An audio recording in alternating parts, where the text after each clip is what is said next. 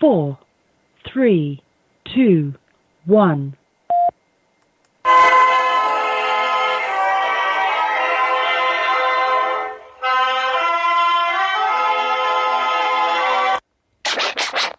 But we have to pass the bill so that you can find out what is in it.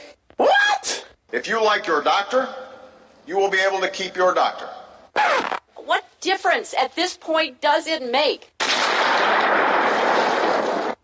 Doesn't make sense.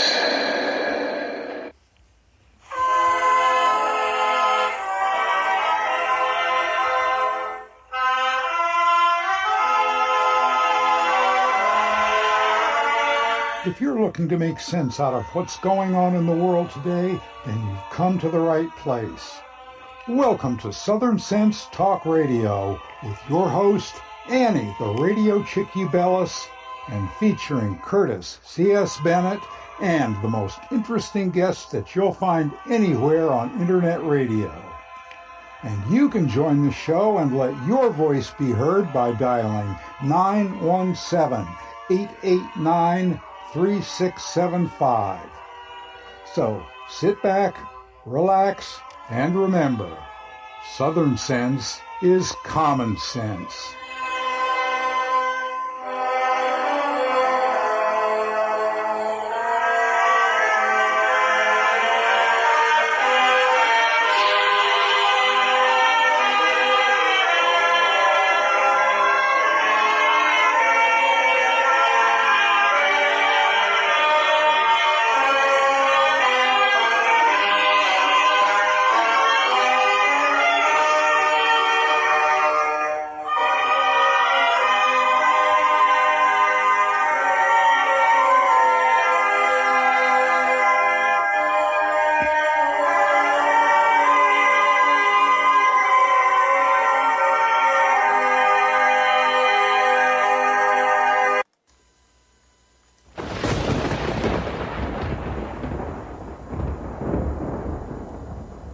When an emergency strikes, what's your first impulse?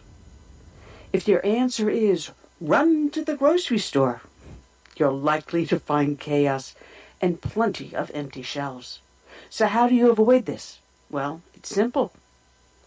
You use today to make a plan, to prepare for things that may happen. It's a hurricane, earthquake, blizzard, or even social unrest, especially in today's political environment. The practical place to start is by storing up food in your home. And I use My Patriot Supply for my food storage. If you don't have an emergency food supply, it's time to do so. Here's a great item that makes it really simple. A 2-week food kit that comes in a rugged tote. And it's only $75 when you go to my special website, preparewithsouthernsense.com, or call 888-441-7290. This food kit includes breakfast, lunch, and dinners that will last up to 25 years on your storage shelves. So order now and prepare yourself, and then rest easy. So it's very simple. Just call 888-441-7290 or go to preparewithsouthernsense.com. You know what? Let's make it even more simple than that. You're listening to my show, and it's called Southern Sense, and you know you put a dash in the middle, southern-sense.com, and click on the icon for My Patriot Food. Well, if you want to insist, you can still go to 888-441-7290 or go to my website, Southern Sense, put a dash in the middle, southern-sense.com. Be prepared. All right, and welcome back to another exciting adventure here on Southern Sense. You're listening live on Blog Talk Radio, SHRBD, the Lone Star Daily News, up on iTunes, Stitcher, Spreaker, Facebook, live on Facebook at this moment. I'm your hostess with the mostest, the radio chick, Annie, along with my debonair and intellectual co-host, Curtis C.S. Bennett. Good afternoon and happy Thanksgiving. Curtis, how are you today? Hey, I'm doing great. As we talked before the show, I had a very, very busy day yesterday. Ate a lot of food and ended up with kitchen duty, KP duty. But and speaking in terms of military, I'd like to give the president a well-deserved Oscar Zulu Bravo for visiting the troops yesterday. That was a good thing, and I know they appreciate having their commander-in-chief there with them. Oh, absolutely. And you know what? He did it with not any fanfare, no pre-announcement, nothing. Just a small little plane that had 4 people, 4 passengers. That's it. That's all he did. It's like, it was not about him. It was about the troops, and they're serving us overseas during the holiday season while the rest of us are back home sitting in front of the football game and stuffing our faces. And he thought more about them than about anything else, which speaks tons about how this president feels about the military. What an about face than what we have seen over the last couple of decades. What a complete about face. Finally, the troops have someone that supports them. Big time. Absolutely, absolutely. Oh, anyway, I hope everyone had a blessed and very happy and safe Thanksgiving as we proceed through the holiday weekend. And you'll notice I'm here and not on a Black Friday shopping somewhere. Thank you. No, that is the one day I stay away from the stores. I forget it. This whole weekend, you'll not see me leave the house except to go to church and home. No stores for me. Hey, I second that emotion. Well, actually, this is actually the first Friday in, good Lord, 9 years of doing this, going on 10 years next year, of doing the show that I've actually broadcast on the day after Thanksgiving. Traditionally, normally I'm not on the air, but because we have so much to talk about, so much that is going on, I felt it was necessary to do this broadcast. And we do have ourselves a packed show today. Paula White, who was supposed to be with us 2 weeks ago, is going to be with us today. I was assured of that by her agent. We also have Michael Swartz, who was a Tea Party activist who wrote a book called The Rise and Fall of the Tea Party, a very interesting book. Also, we're going to be joined with John Horvat. He has the site Return to Order. He also wrote a book by that name, Return to Order. He's going to be talking to us about the surprising rise of childhood suicides. Children as young as 5, 9, 10 years old are committing suicide. This has been unheard of, but this says a lot about what is going on with our society. And then that's going to be followed up by Robert C. Hastings, who has a wonderful website. He's the founder and director of a nonprofit group called Ghost 22 that works to prevent suicide among our veterans. Also, a rising number of them, especially with the rising number of veterans that are homeless. Female veterans, a large segment of the homelessness out there. So we'll be talking to him about that. And hopefully with the change in attitude of the military by this president, maybe that will be a strong point in reversing this trend of suicide among our veterans. But there's so much to talk about. And as we get closer to the holidays, we will see a rise in suicide because there are people out there that are alone, and for whatever it is, they feel that life's not worth going on any longer. And as we get closer and closer to the holidays next month, we will see a rise. So groups like John Horvat's that is out there talking about the issues, like Robert Hastings going out and actively working to help prevent the suicides, these are important things that we need to do and always keep these men and women in our minds. And now it seems even children in our minds. As we go about our holiday business, don't forget the forgotten people. a little redundant sounding, but it is something important to think about. Yeah. The lonely ones out there that feel nobody cares. Yeah. And matter of fact, I had a friend of mine, his son went through boot camp here in Paris Island, and he was going to be alone for the Thanksgiving holidays a while back. And so my husband and I opened our home to him. So here was a Marine that had no place to go for Thanksgiving holidays. We welcomed him into our home. I tried to do that again this year. I reached out to the chaplain at the Marine Corps Air Station and told them, we're opening up our home. If you've got a few good Marines, I've got tons of food. Here's my address. This is my phone number. Feel free to call me. I'm in the phone book. My face is all over the internet. And unfortunately, they didn't come up with anyone, but I sent another message over saying, we're going to repeat this for Christmas holidays. We'll open our doors to a couple of good Marines that have no place to go.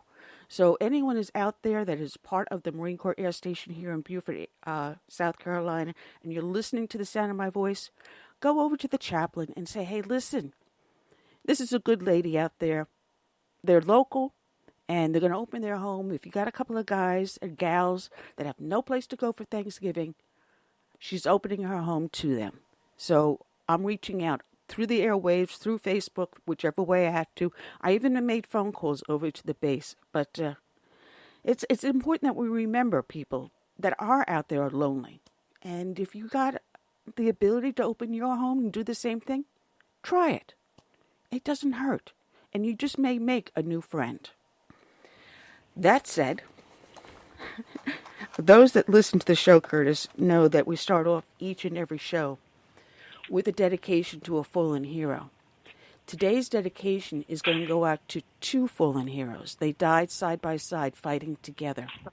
It's going to go out to Master Sergeant Michael B. Riley and Sergeant James G. Johnson, who were killed on June 25th of this year while serving during Operation Freedom's Sentinel. And there wasn't a lot written about either of these heroes, but I pieced these together from several different websites, the first being from the Military Times.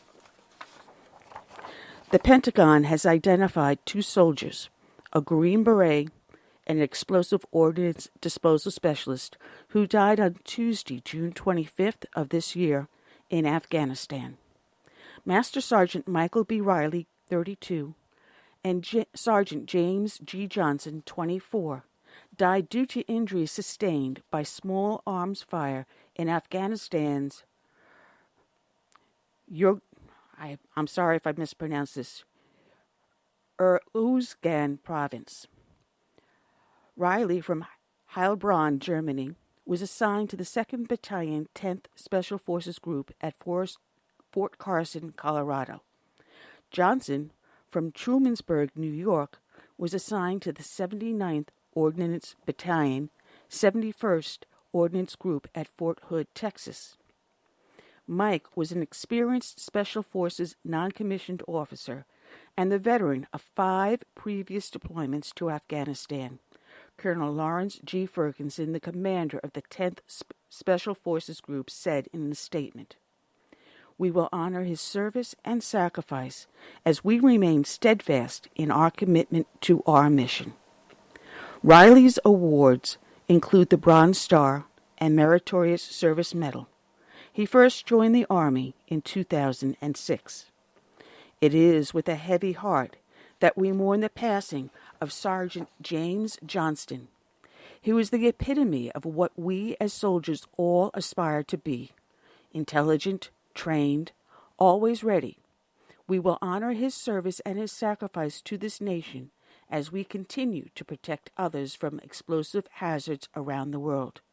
Lieutenant Colonel Stacy M. Einhart, his battalion commander, had said in a release. Johnson enlisted in 2013 and had received a Bronze Star and Purple Heart. And this is by Philip W. Wellman and Corey Dixon from the Stars and Stripes. Johnson entered active duty military service in 2013 as an explosive ordnance disposal specialist and deployed to Afghanistan in March. He and his wife of more than 3 years, Krista Johnston, were expecting a baby girl, according to public Facebook posts. Posting photos of her fallen husband in recent days, Krista Johnston encouraged friends and family members to wear Hawaiian shirts in his honor. My heart and everything else is hurting, and I don't really have the ability to keep putting words together. But I thank all of you so much for the kind words and supports, she wrote. I love you, husband, forever and always. You better watch over me and our baby girl. Johnston's awards and decorations included a Bronze Star Medal, a Purple Heart, and an Army Commendation Medal, and a Combat Action Badge. Riley, who was on his 6th deployment to Afghanistan, was a seasoned, experienced soldier who will always be honored and remembered. And this is from Matt Stryker from Ithaca Journal. No article of clothing fit James Johnston better than the Hawaiian shirts. Johnston's light-hearted and fun-loving disposition were best paired with the brightly colored and flowered button-downs. He loved his Hawaiian shirts because he enjoyed being bold and different, and they're comfortable, said Christian Johnston, who was married to Johnston for 5 years. The bright, bold patterns matched his personality perfectly, she said. While Johnston enjoyed wearing Hawaiian shirts in high school, he eventually chose to don different attire afterward. He immediately enlisted in the Army following his graduation from Trumanburg's Charles O. Dickinson High School in 2013. To honor his life, James Johnston's family members and friends all wore Hawaiian shirts on the 4th of July. And this is from the Army Times. Sergeant James Gregory Johnston was honored with a dignified transfer ceremony at Fort Hood, Texas. A post on the Fort Hood Facebook page noted the soldier's family wore Hawaiian shirts in memory of the soldier who had a fondness for shirts. And then finally, from shadowspear.com. Under Master Sergeant Michael B. Riley. And unfortunately, I could not find a lot of information on Master Sergeant Riley because he was originally from Germany, and any information was posted not on any of our news websites. But this note was posted under Shadow Spears under the notification of his passing.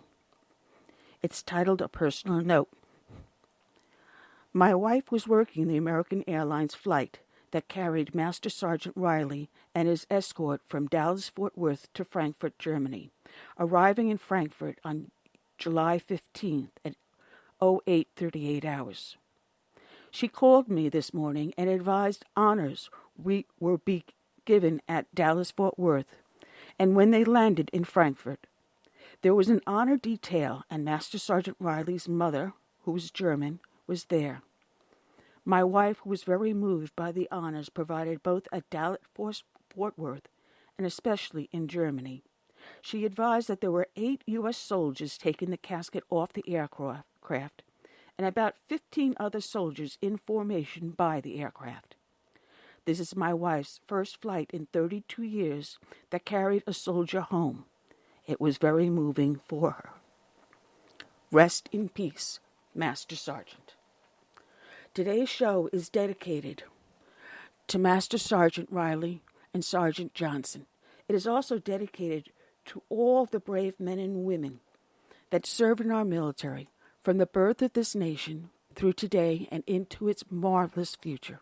We also dedicate this show to all the brave men and women that serve as first responders, be it law enforcement, firefighters, or emergency services. God bless each and every one. And on this Thanksgiving Day, take a moment of silence to remember them. we further dedicate the show with this song by Todd Allen Harrington, My Name is America.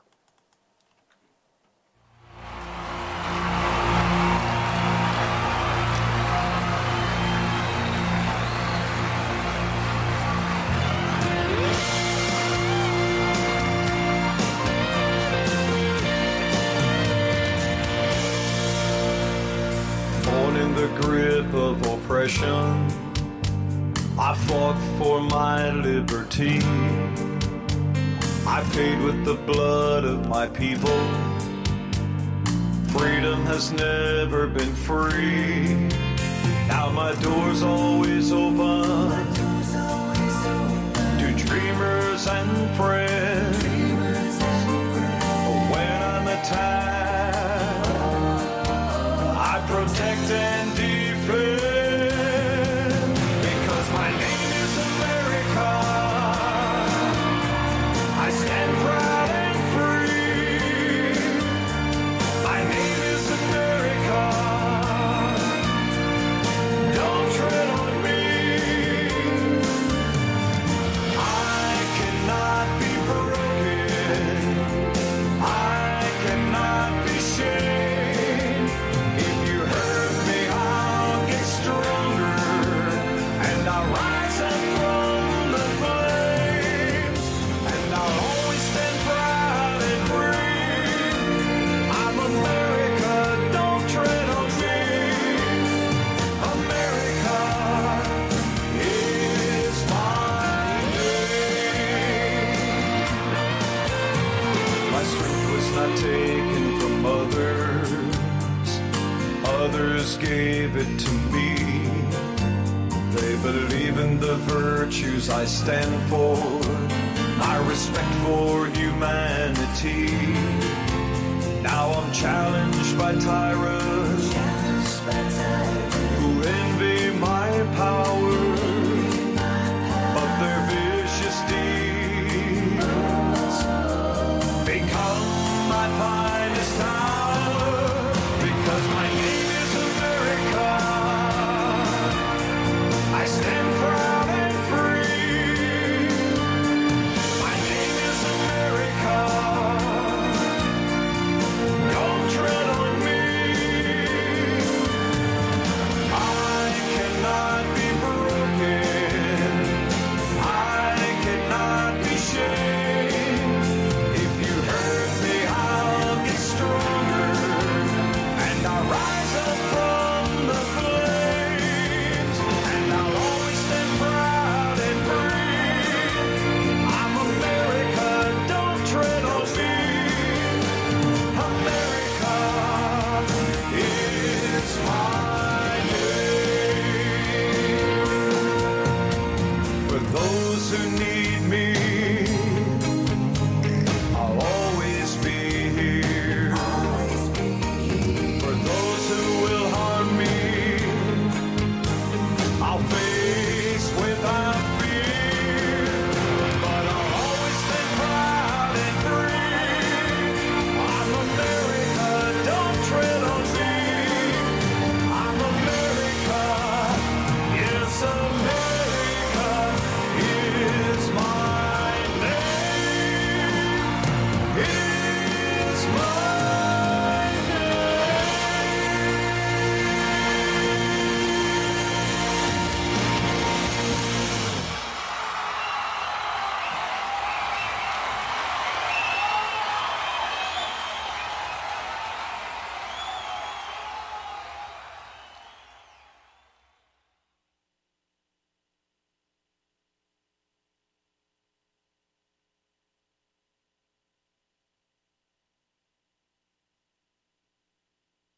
I forgot to turn my volume up. I'm talking away a mile a minute thinking everyone can hear me, and it's dead air out there.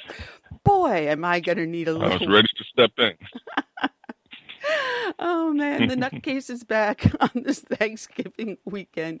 You're listening live to Southern Sense on Blog Talk Hey, Radio. blame it on the cranberry sauce. Yeah.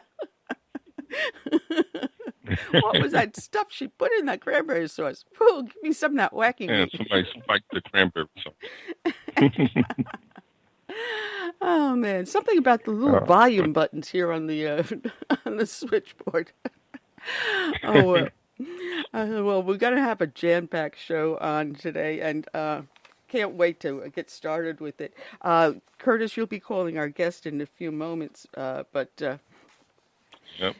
yeah, it's just this. There is a lot that's going on, and guess what? While we were enjoying the holiday, Shifty Schiff made an announcement that he's not done with his investigation into the Trump administration. Can you believe that? He wants to what else is new? He wants to keep it open at This the guy same... wants this to go on forever. Exactly.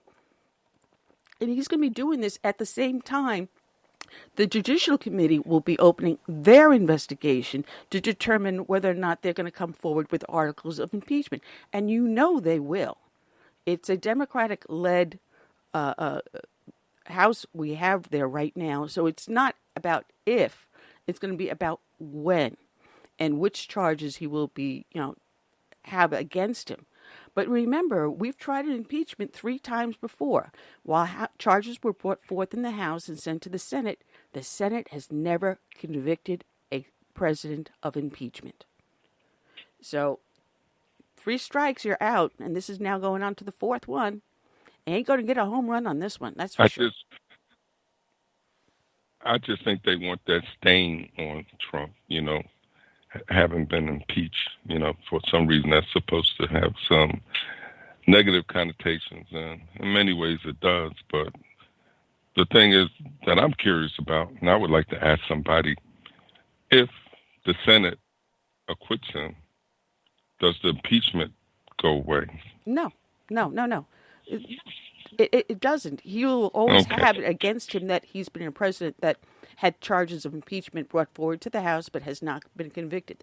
The same way it went with Johnson, the same way it went with Nixon, and the same way it went with Clinton. They will always have that stain of the impeachment. But remember, when Nixon, they were doing the impeachment investigation against Nixon, he got reelected. They did the impeachment investigation and charges against Clinton. He got reelected. So guys out there, you go ahead with those charges of impeachment, because the more you push this, the better chance of Trump getting a landslide victory. Not just the Electoral College, but the national popular vote. Watch it. And once he gets the national popular vote, Curtis, watch how people will start dropping the idea of a national popular vote and overriding the Electoral College. Go, oh, wait a minute. You mean you can elect a Republican with the national popular vote? Watch that. That's my prediction. Yeah. But what I tell these guys, we have never elected a president based on a popular vote. That's just something made up by the media. It's always been the Electoral College, and I believe it will always be the Electoral College. Only way to constitutionally elect. No, it's constitutional. It's in the Constitution, the Electoral College. How each individual state handles it is up to a state rights issue. Whether or not they tell their legislator that you flip a coin, like one state does, or if you have the majority vote go to all of the electoral members. I'm sorry, I'm having a little bit of a brain fart here. I think it's that part of that cranberry sauce anyway. But it is a state issue on how each state handles their Electoral College members. But that's the beauty of our nation. So we have to prevent the national popular vote. Otherwise, the only states that are going to have a voice in electing our president will be New York, Illinois, and California. And the rest of the states will be told to go fly a kite because they don't control the mass population. So, these urban areas, these urban states that are heavily blue states will then decide our future if we allow the Electoral College to be bastardized. And that's what we have to stop. And I'm telling you, with the election of Trump, we're going to see come 2020, he will gain not just the majority that he needs in the Electoral College, but he will also gain the national popular vote. And all of a sudden you're going to see that argument for forcing the national popular vote on us will disappear. Those hanging chads under Gore and Bush who will be hanging no longer. And that is my prediction for it. Meanwhile, Curtis is going to call into our guest. Hopefully we'll have her here very shortly. And there's a lot to talk about, and I hope to have her here soon to discuss it, as well as with our other guests coming up, besides Pastor Paula White-Cain, who has a great book out there, Something Greater. We'll be talking to her about that, as well as President Trump. And also, she's got another project going on helping the hurricane victims in the Bahamas. We'll be talking to her about that also. We have Michael Swartz, who's going to be talking to us about his new book out there. And we do believe we have the pastor with us now. I want to welcome back onto the show Pastor Paula White-Cain. Good afternoon, Pastor. How are you today? I'm fantastic. How are you doing? I am doing marvelous. I had fun reading your book, which is titled Something Greater. It's a self-biography, and I found it very, very interesting, and you bared it all inside this book. I did. You know, it was the most difficult thing I've done. It took me almost 9 years. I thought I had to land a lot of things, written a lot of books in my life, but this one was, it is my life, but it's really not my life. It's God's story through my life. And I think God's story of humanity. And it covers a lot of areas. People say it's a page turner, very vulnerable and real and raw and open. And I did 2 years of actual writing it, but it was difficult, but also the most rewarding thing I've ever done. You know, you talk about in the book, and as someone that could understand exactly where you're coming from, you talk about the abuse that you underwent and how you blamed yourself for it. And reading your transition to realizing that, hey, you're not the one to blame, that you are worthy of something.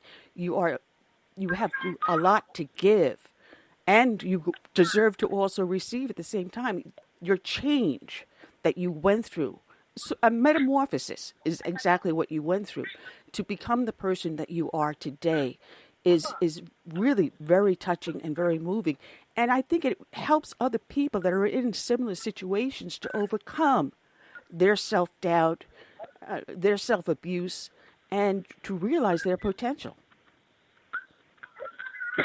Thank you so much. And that was my hopes, my prayer.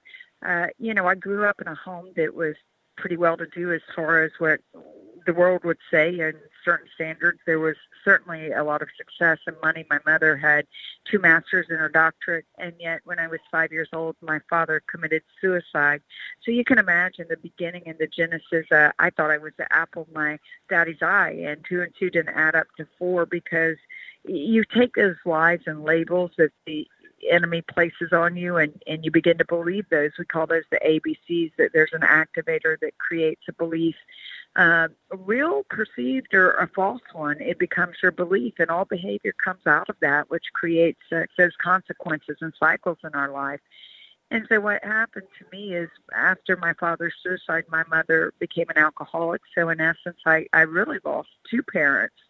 And abuse started in my life when I was from the age of 6 to 13. And like you said, you think fundamentally something must be wrong with me.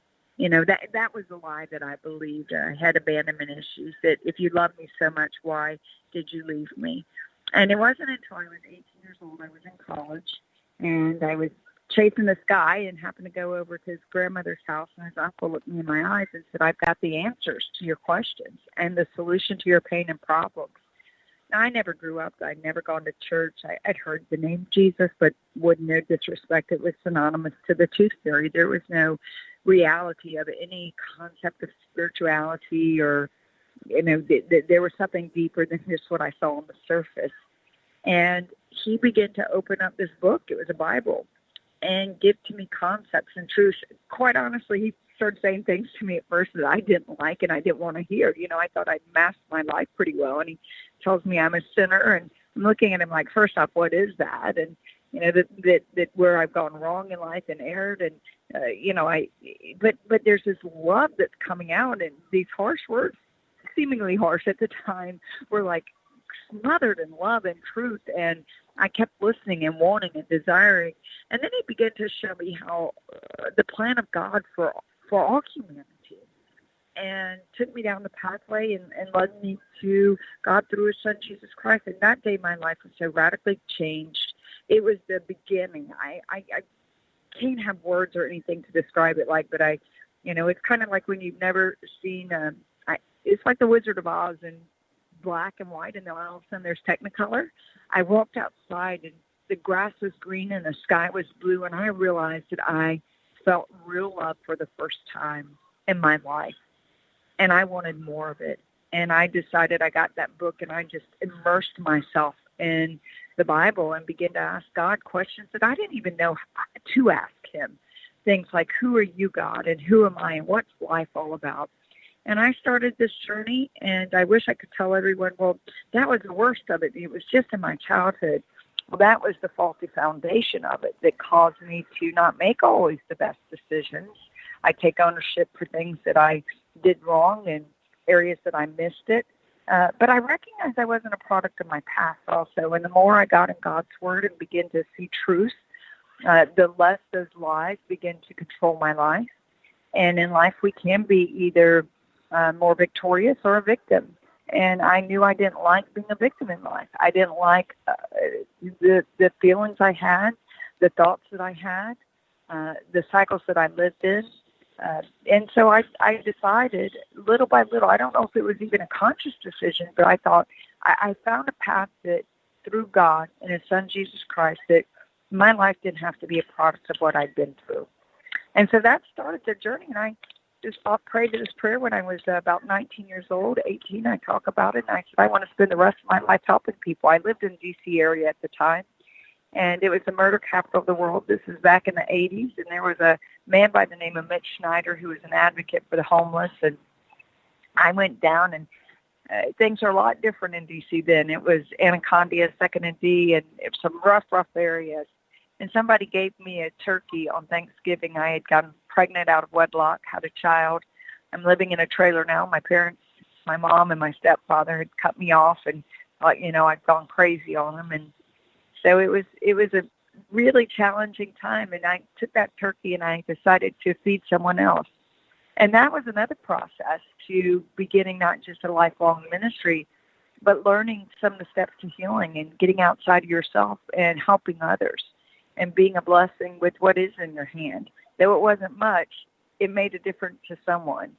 And so I'd find myself all through my life, I mostly doing a lot of work in the inner city right after Los Angeles riots. I was after Rodney King and the beating. I was lived in Nickerson Gardens, Jordan Downs, Waverly, Watts area for almost a year. Saw 50,000 people come to the Lord, took kids on a bus in a recording studio, and that had never even been on a highway. And bringing joy to someone's life that maybe I looked at myself and said, hey, here I am, and it wasn't the best of conditions always, but I always would find someone that I could be a blessing to.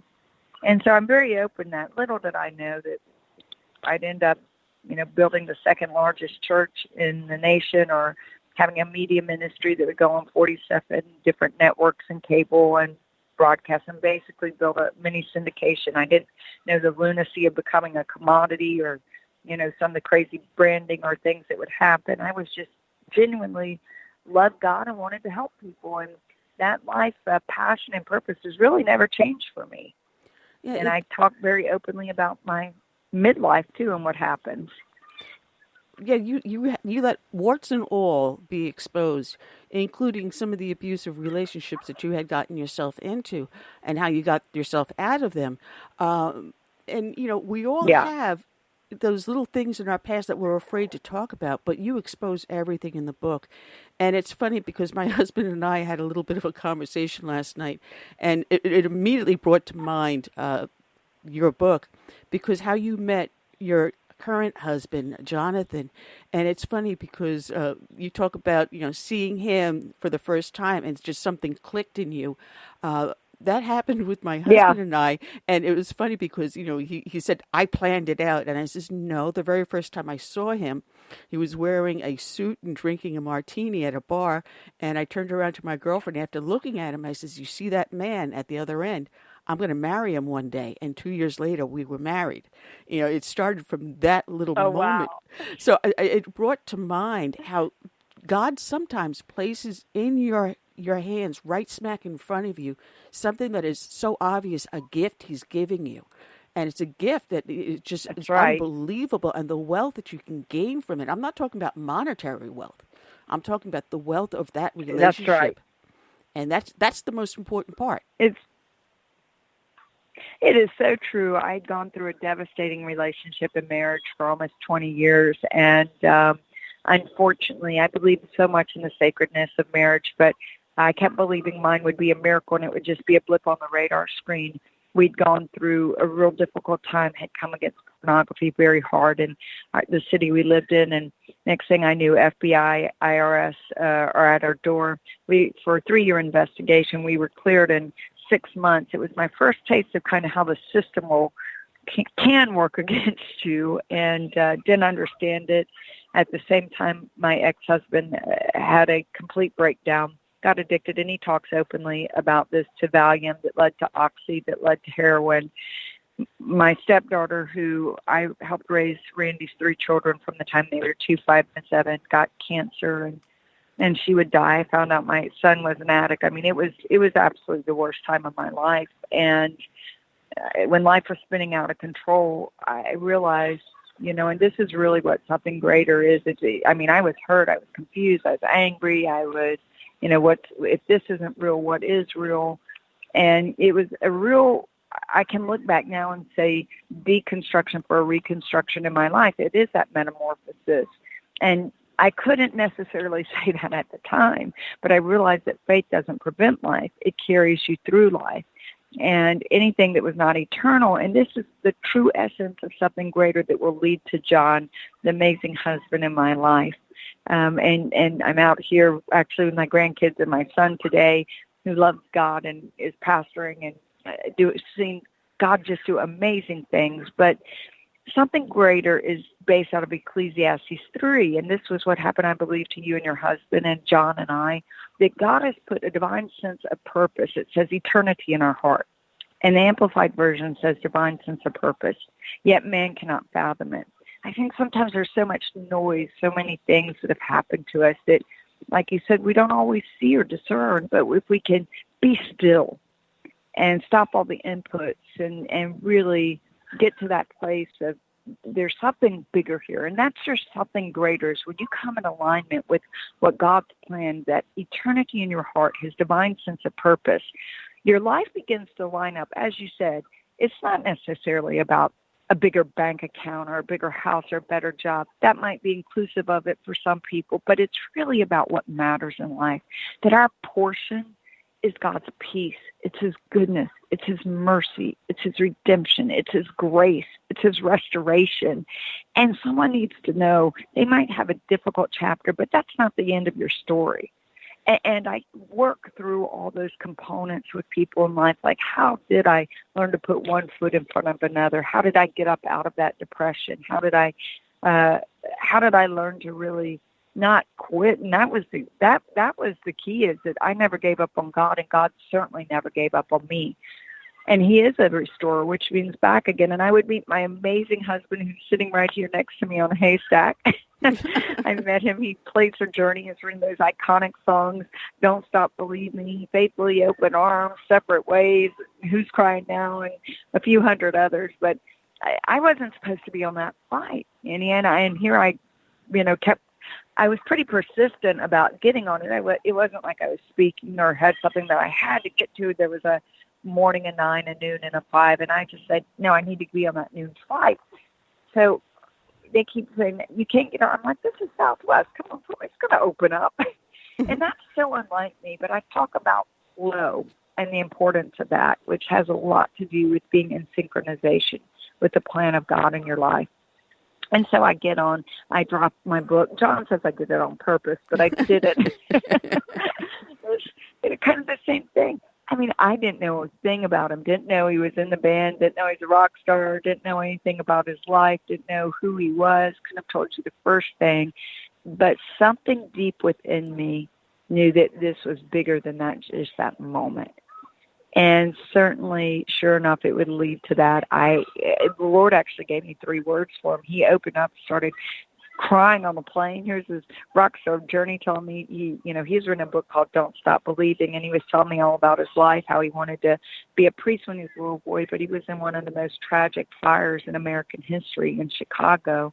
93 children died, and 3 nuns were lost, and John was very disillusioned. What went wrong? Where were you, God?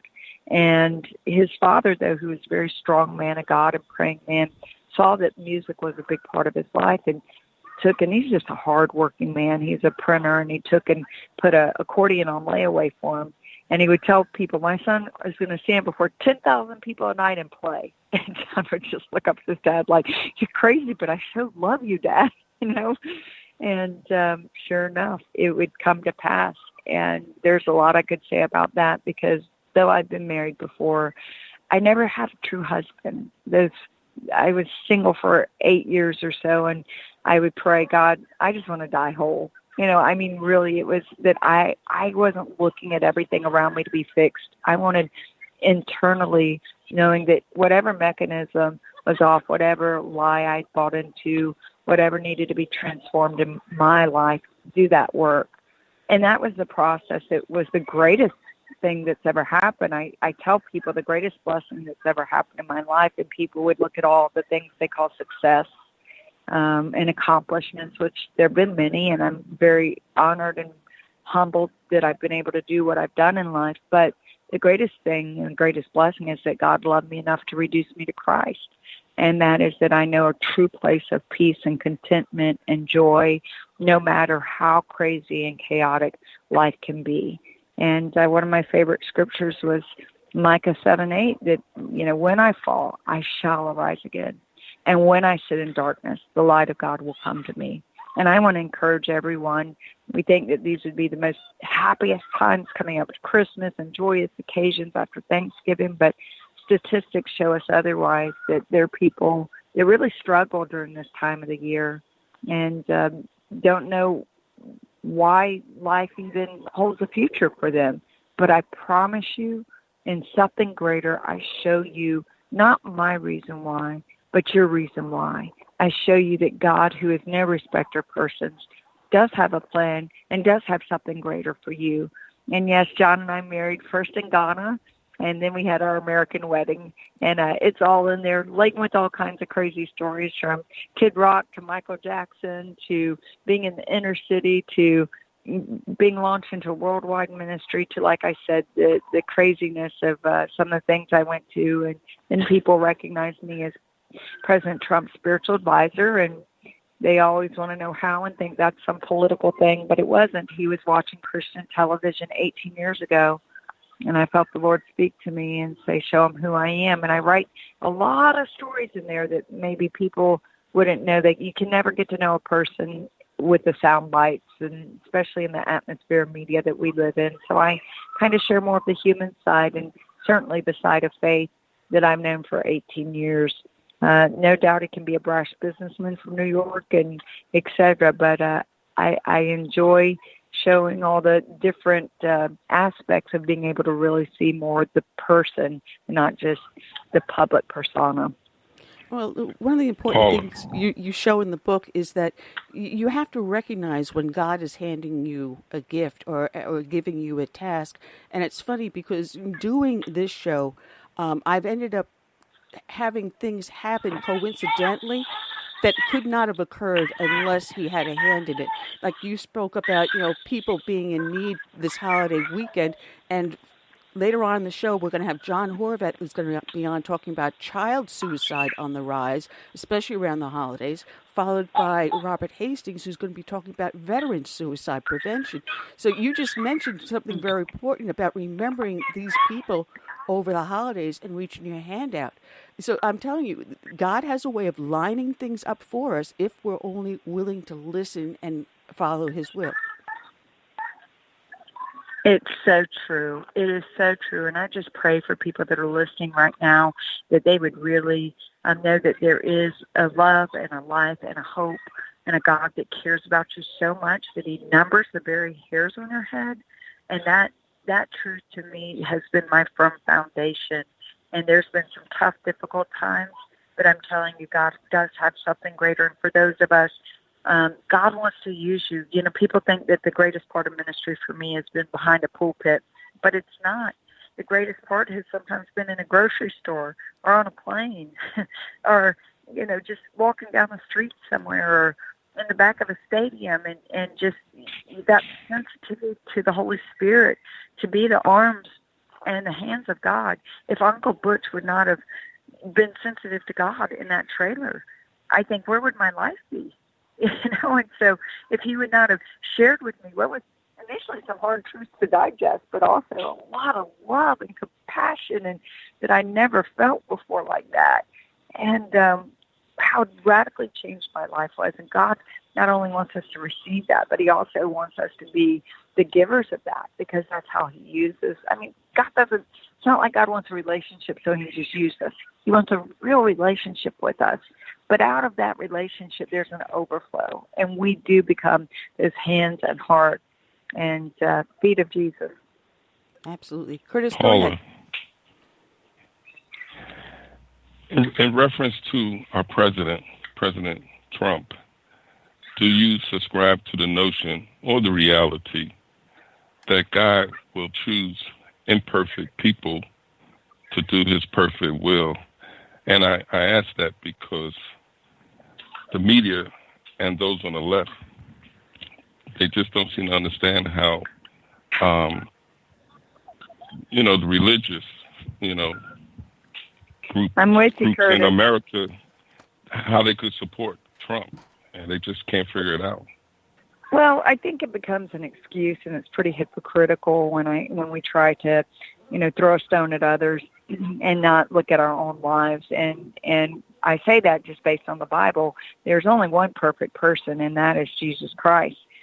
People can live by reality or by image, and they do that both in the pulpit and in the president's office. I mean, people live by what they live by. God absolutely uses imperfect people. We're all imperfect. I remember that a mentor of mine said to me one time, not only have we all sinned, not only do we all have issues in our life, some people have just gotten caught and others have not. And it is this, everyone we go to David or Old Testament, but I just look at the New Testament. Look at Jesus, what he did. They bring this woman that is caught in the very act of adultery. I mean, which would be caught in the act. Throw her at the feet of Jesus. And, everyone acts like they know what he wrote.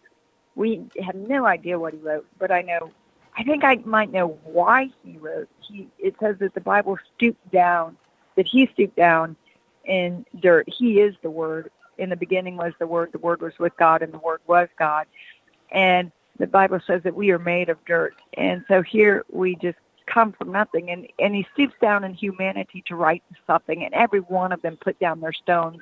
I think when they see what God can do in a life, and think about this, because she was still bent over. I mean, she was still felt the shame, felt the guilt. And he's like, look, woman, we're all your accusers. Don't go sin no more. Go get your life right. And people love to hold us to our past, to say what we've done wrong, whether it was 5 days ago or 5 years or 15 years ago.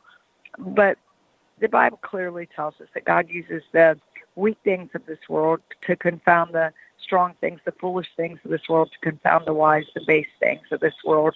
And I'm just saying that you can't box God in and say who or what or how he's going to use someone. And when we look at what our president is doing, first off, I happen to know the man, the father, the husband, the boss, the friend, know his personal walk with God, and it's just it's pretty crazy how just insane it's gotten, and but people are going to have to answer for themselves of what they do. I pray that people's eyes would be open and that they would pray before they judge. Well, that's a huge amen. I'm sorry, I had to jump away for just a split second, Paula, because my brother is in the hospital. He's been in the hospital the last 3 weeks, and they were trying to call me. They were trying to call me, let me know that they were sending him to a rehab facility this afternoon. So I had to jump away to take the call. I apologize for that, but I caught Curtis's question because it was something I was going to ask you. Oh, thank you so very much. It's a good thing he's going to rehab, which means he's making a step up. Anyway, amen. And you made a great point, you and Curtis, about God working through imperfect people. Here Peter denies Christ 3 times, and yet he becomes the rock upon which the church is built. You've got Saul, who later on becomes the Apostle Paul, one of the strongest and most prolific writers in the New Testament, was the one who actually persecuted the Jews and the brand new Christians. He always takes imperfect people time and time and time again. Every one of us has some flaw, something that inside of us that we're ashamed of having be made public. But that doesn't mean he still doesn't work through us. Look at Cain West now, the ministry that he's jumped into full time now, recently going to a prison. I know. To do a service there. And what is his repayment? Not what a wonderful thing you're doing, Cain West. Instead, you've got the atheists out there protesting the fact that he's doing something good. He's doing the Kairos mission. It's so true, and I'm telling you, but this isn't anything new. When they came to Jesus, they said, and think about this, the Son of God, people called him, some called him a rabbi, some called him a prophet, some a teacher, but then there were a lot that called him the son of Satan or Beelzebub, called him a devil. They called him all kinds of stuff. And so he clearly said, if the world hated me, will it not hate you also? And then I think I've been asked so many times, what do you do with your critics? I'm like, absolutely nothing. You just keep going and keep serving God. And in the end, when you do right and live in the world of negativity that we live in, don't let it stop you. Don't let it slow you down. It's gotten crazier, I think, the more the internet has become just so open. It seems like people feel like a freedom to just do whatever they want to do, say whatever they want to say, and throw all civility out. But keep your heads high. And I know one thing about our president, he's going to keep going stronger than ever. And he recognizes his own flaws, and he recognizes his purpose and what he's called to do. And I know many of people, some interviews that said, I would have just quit. And I'm like, that's not one of his things that he ever does. He's not a quitter. And he said, he seems to be getting younger. I said, absolutely. I mean, who gets on a plane and goes to Afghanistan unannounced on Thanksgiving for our military? It's just amazing what he does. He's a true patriot. And each day he wakes up to serve this country to the best that he can. And that's what we need to. We're admonished, especially as Christians, to pray every single day for those in authority, all people in authority. And I know I do in 1 Timothy 2:2, and that's from our president down to every mayor and city council and every other person, that they would walk in wisdom and discretion and righteousness and make right decisions. I mean, God has used people that loved him and had relationship with him, and he's used people that didn't have relationship with him but to still carry out his will. So we can't put God in this box. No, we can't. And it's funny because on my home page for Southern Sense, I've got Matthew 5, verse 11 to 12. Blessed are you when others revile you and persecute you and utter all kinds of evil against you falsely on my account. Rejoice and be glad, for your reward is great in heaven, for so they persecuted the prophets who were before you. That I have on my homepage. Amen. And I just want to mention, it's truth, and I talk about that I do. I go over a lot of that in Something Greater, because one of the hard things was we actually had at the time, it was the world's largest blog in all history at the time, and it stayed up for years and years, and they've done 52 things of headline. And, I mean, it's insanity. People say stuff like, apparently, I think about this. I had to get on CNN and defend myself for believing in the Trinity, that I believe in God the Father, God the Son, God the Holy Spirit, to put it on record. I mean, apparently, if you were to read blogs and just outlets and everything else, if you give $1,400 something, then, Pastor Paula says, send it to her and you go to heaven. That's absolute nonsense. They call me a prosperity preacher all the time. Don't believe that. Not at all. I don't believe we give to get. Whatever. I think, God's not a Santa Claus. He's not tooth fairy. I believe we get to give. We get to, when I had a turkey in my hand, I had the great privilege of taking half of it and feeding someone else. So, but that's always going to be. They've done that too. The disciples were so afraid after Jesus died, they hid in that closet full of fear. And you know what Jesus did? And maybe this is one of the reasons I think that the writing of my book was so important. He came forth and, he didn't rebuke them for their fear or anything else, because they thought that he was going to set up an earthly kingdom, overthrow the Roman government, and life was going to be just great. They didn't, though he had said basically, prophetically, everything had been explained. When that reality of walking through those difficult times hits you, it's hard. And when he comes to them, of course, he walks through the walls, which is pretty cool, would have gotten my attention. But he shows his hand. He shows his wounding. And that is important, because when we show people our wounds of where we've been and what we've gone through, it gives them hope that if God can do it for one person, he can do it for another. So unless somebody has absolutely no sin in their life and absolute perfection, I don't think they have any right to judge another person. Well, Paula, before I let you go, doesn't exist. Before I let you go, I just want to let people know that on your website, which is your name, paulawhite.org, you also have a restoration project for the Bahamas going on, helping to rebuild after that horrible hurricane. And I know, because I've got my next guest lined up already, so I didn't want to go without mentioning the other good works that people can help you do by going to your website, paulawhite.org. Thank you. Well, it is. We have already rebuilt. We've rebuilt over 6 churches already. Oh, and wow. We continue to do much. We work with the Prime Minister, with churches, and so many. There's a lot of great things. We do over 1 million pounds of food here. We did 3 million to Puerto Rico right after the hurricane. We are all over doing great works for the Lord Jesus Christ. And people can see that at paulawhite.org. They can get the book on Amazon, Books A Million, Barnes & Noble, and write a review on it, too. It helps. Matter of fact, I had 2 friends that wanted me to send you their regards, Daphne and Bill, Daphne Barak and Bill Ganasty. Because he was on the show that you were supposed to be on last time. He was supposed to follow right behind you. He was here. We missed you. Oh, I know. I hated that we kept missing each other. It was like, they somehow in my scheduling, they'll sometimes schedule me 5-10 times a day, and I'm like, what happened here? But I'm saying, you know what? Like you said, no coincidences.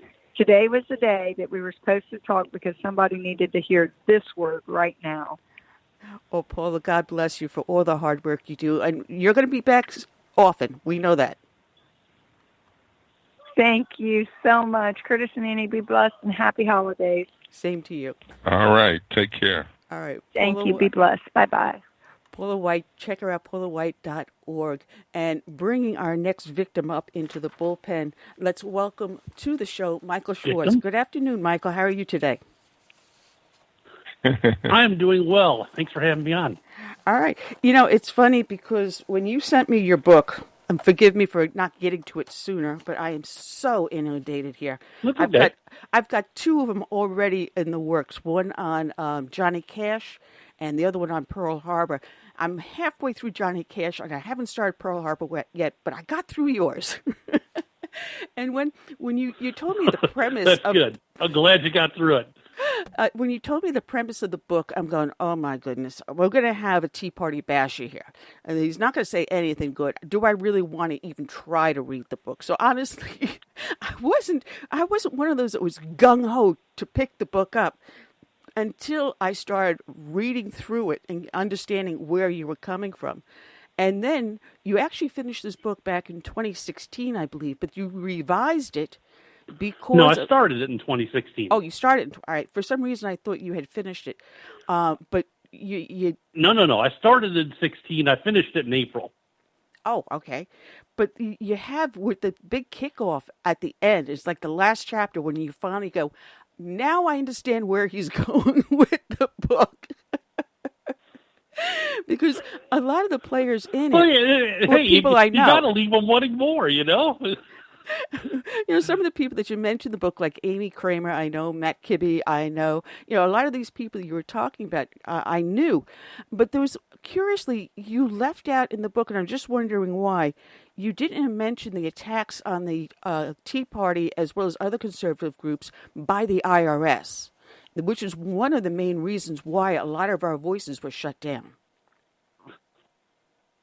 Yeah, I wasn't, at the time I wrote it, that was still being resolved. So it hadn't been, it wasn't, I had thought about it, and people have mentioned that to me before, but at the time I wrote it was still being resolved, and I wasn't sure I wanted to bring that in as a cause, because that doesn't necessarily do anything with the grassroots. I mean, yeah, there are groups that would like to be tax exempt, but in the grand scheme of things, it wasn't a help, but it wasn't the thing that really did the most damage either, I don't think. I will disagree with you, because I know of several individuals who did close down their Tea Parties because of that. I also know several of the people that testified before Congress on that one. Diane Belsom and Joe Dugan are both personal friends of mine, and they fought like hell. It actually did tamper a lot of groups, because when we formed our group back in 2009, for 2 years, we went back and forth debating whether or not we were going to become a 501c3. And I stood firmly for saying, no, don't do it. Stay as a loosely formed group. And we've celebrated 10 years, and we're still active. Out of 3 that formed in my county, I'm the only one standing. I was the only one that did not go 501c3. Yeah, and that actually kind of works in with the book, too, because what happened with a lot of groups is that they got to a point where they became 501c3s. A lot of them in my area, and around the country, I'm sure, they disbanded, or a lot of them became subsets of Americans for Prosperity or Campaign for Liberty, or they just kind of changed their focus. They just kind of faded away. I mean, we have, in Delaware where I live, we still have 912 Delaware Patriots, which is a Tea Party group. But the closest one to where I lived before, which was Worcester County Tea Party, they just kind of went by the wayside. So a lot of groups just faded away, and this is where I saw in 2016, this process had already been going on. They were fading away, and some were changing over and whatnot. And it was very frustrating to me, because I thought, philosophically, I lined right up with the Tea Party. It was like the perfect political bedfellows with me, because I've always been interested in the fiscal conservative and the government, limited government, constitutional government. And I was like, it was a breath of fresh air when it came around 2009. But by the time 2016 came around, I was a very disillusioned Politico at the time. Well, that you hit on a lot of good things in the book, where some of the groups ended up being splintered, where some were more libertarian, others were more evangelical. For some reason, yes, I've been able to steer my group, I guess, on that fine line where we can incorporate everyone. We stick mostly to local issues and only act on a large national issue, like when Obamacare came around, or as I call it, Obozocare. was coming down to the push, come to shove. Occasionally we'll do a national issue, but we try to keep most of it pretty local. And because of that, we're pretty successful by doing that. If it's a local or state issue, right, we can end up banding other groups together as we do a push. We had one where they were trying to do Agenda 21 along the I-95 corridor. And, were we able to mobilize in a heartbeat and got that put down, PDQ. So, even though some of them don't call themselves Tea Party, they still have that Tea Party fire in their belly. Yeah, and I don't disagree with that at all. It's the quote-unquote corporate Tea Party and the public perception of the Tea Party that really suffered. I mean, the people are still there. This is how the book kind of evolved into how they elected Donald Trump, because Donald Trump was kind of the glue that put them back together as a political force. They didn't necessarily go in with the Tea Party per se, quote unquote, name Tea Party, but their political philosophy was not changed at all, and Donald Trump was the embodiment of that. And that's something I learned in doing my research through the book, as it kind of dawned on me that this is where those people went. Yeah, they're still because around. You got to remember, I did this over 2.5 years.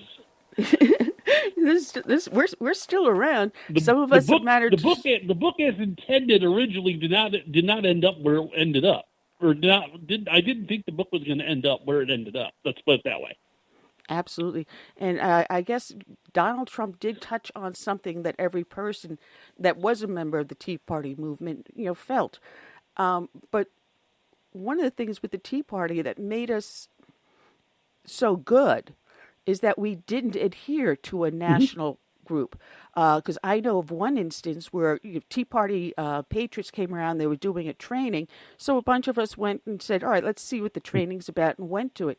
No sooner did I get home, people were getting phone calls saying, we're calling on behalf of such and such Tea Party raising funds. And I got some angry phone calls from people that were our members. And I said, whoa, wait a minute. Hold your horses. This is, first off, we don't have a membership list. We do not collect dues. There's no way that they could be doing this, because I don't even know where they got the names from, unless they went onto like maybe the Facebook page. They got it from Tea Party Patriots. Yeah, and I got a hold of the regional director for here, and I blew my lid, and those calls stopped right away. And I had to shoot out special emails and put special postings out there saying those calls are not coming from us. And that's one of the things that, that's why we resist a national umbrella.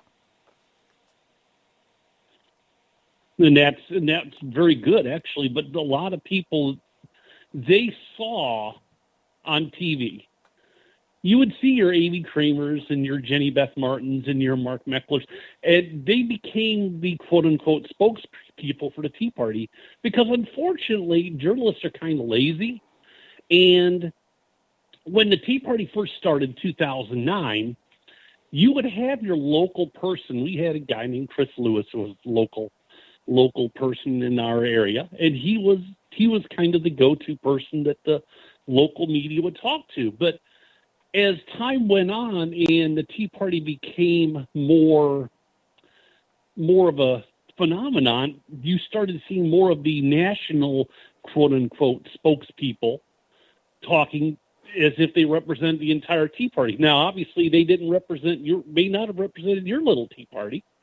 They probably didn't represent the Salisbury Tea Party, where I was most involved with, but they purported to represent the entire Tea Party as spokespeople because they had a national organization of Tea Party groups. So that perception is reality. If you see that on TV, that's what people think is the Tea Party. And then the press could do their magic on shaping the image of these people, particularly Mark Williams, who I leaned on heavily in the book. He was the one that was basically outed as a racist, so to speak.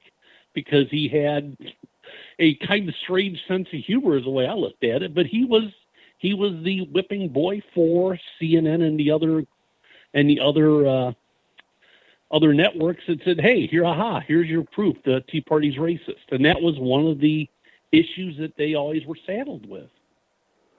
Well, that's an unfortunate thing, because if you went into some of these new social network websites that popped up with the rise of the Tea Party, such as Tea Party Community, you would find people going in there and posting racist things. And it's like, wait a minute, this is not what we're about. And I honestly believe that they were trolls in there just trying to stir something up to make it say, well, look, see what they have posted there? I'm sure a good percentage of them were. Yeah. So I think it was an infiltration. I'm sorry, what? I think it was an infiltration. But you also had people that were actually rhinos. They weren't even anything close to what a Tea Party person was truly about. And, you have them that also turned around and become national spokespersons and not representing at all what the heart of the whole movement was about. Well, they saw it as a meal ticket. Unfortunately, yeah. They said, "Let me get my hands on that sweet government or on that sweet constituent honey, and donations to the PACs that we will create." That was another thing that did them in. They tried to get too political in the process, and unfortunately, average people are not necessarily familiar with the political process very well. I mean, I am probably, and I don't want to. I hate to say I'm not average, but I was an elected official for almost 20 years off and on. I was a party official. So I probably knew more about politics than most people that, go to work and do their 8 to 5 job and come home. But I still freely admit I didn't know that much about the political process, as opposed to people that were like your lobbyists and the inside the Beltway type crew, or you're in your state capitals. I didn't know anything compared to them. I was just a local official that liked to blog and had an opinion that he would put out every day or so. So I was kind of the middle management, I guess, if you could say, of the political system. And I realized I was far enough up that I could see what the issues were, but I knew enough to be dangerous. Maybe that's the best way of putting it. Well, Michael. This is my co-host, Curtis. Go ahead, Curtis. Michael. I heard Curtis. Hey, in Florida, we have these new clubs called Trump clubs. I don't know if they're outside of Florida. But I have not heard of such a thing. So, but they're all around Florida now, and I was just wondering, do you think a lot of people migrate to clubs like this because they feel that the Tea Party's name and brand has been tarnished, or what? It would not surprise me. And actually, Florida was a very strong Tea Party state. It was one of the strongest Tea Party states. And it's funny that you mentioned Florida, because I actually go through a little vignette in the book. I talk about when Donald Trump kind of embraced the Tea Party for the first time, when he made his abortive 2012 Tea Party or his 2012 run for the presidency. He spoke at a South Florida Tea Party that Alan West was having, and when you think about it, how many Tea Parties ever had C-SPAN show up for them? Actually, South Carolina, that's the kind of thing that Donald Trump did for a particular Tea Party. Well, Michael, here in South Carolina, we were having almost every year a convention, a statewide Tea Party Coalition convention. It's titled South Carolina Tea Party Coalition, which is run by Joe Dugan, who was originally Myrtle Beach Tea Party. He hasn't had one since 2 years, but Donald Trump was at our convention back in 2012. We had C-SPAN, we had CNN, we had Breitbart, we had all of them. And Curtis knows, because we broadcast from that also.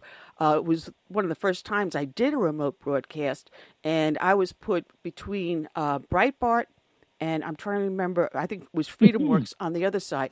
I ended up with more people coming to my little tiny, blog station than Breitbart had or Freedom Works. There you go. Had. But, we did organize statewide. So it was not just Tea Parties, but it was 912s or any conservative group that came under, as a coalition, not as a full movement. It doesn't mean that we all walked in lockstep, but we exchanged ideas, talked about, issues that affected us nationwide as well as statewide.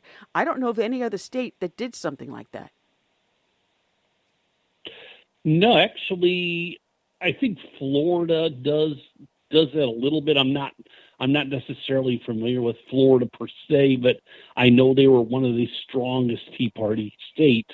South Carolina, it sounds like you guys are on the ball, but then again, it's a very conservative state, and that makes sense. Now, living as I do in Maryland, I live in Delaware now, but I was living in Maryland at the time. Maryland was a kind, it's a very solidly Democrat state, so it had its Tea Party groups, but I think a lot of them just kind of gave up because in the face of so much opposition, they said, well, we'll just go back underground again.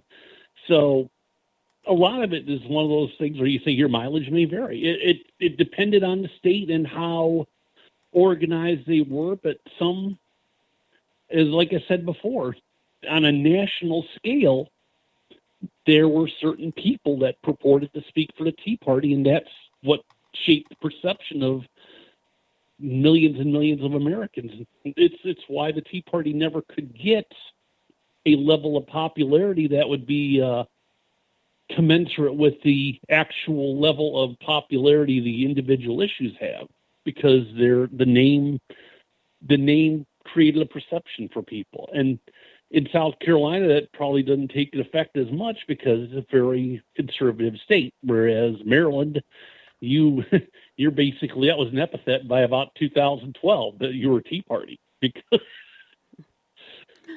well, it's also odd because we've had a changeover in. I'm trying to think of what the right word is. A little bit of a change in the direction of the wind that the Republican Party is blowing in. You're finding people a little bit. Yeah, you're finding with Ronna McDaniels taking over for the nationwide here in South Carolina.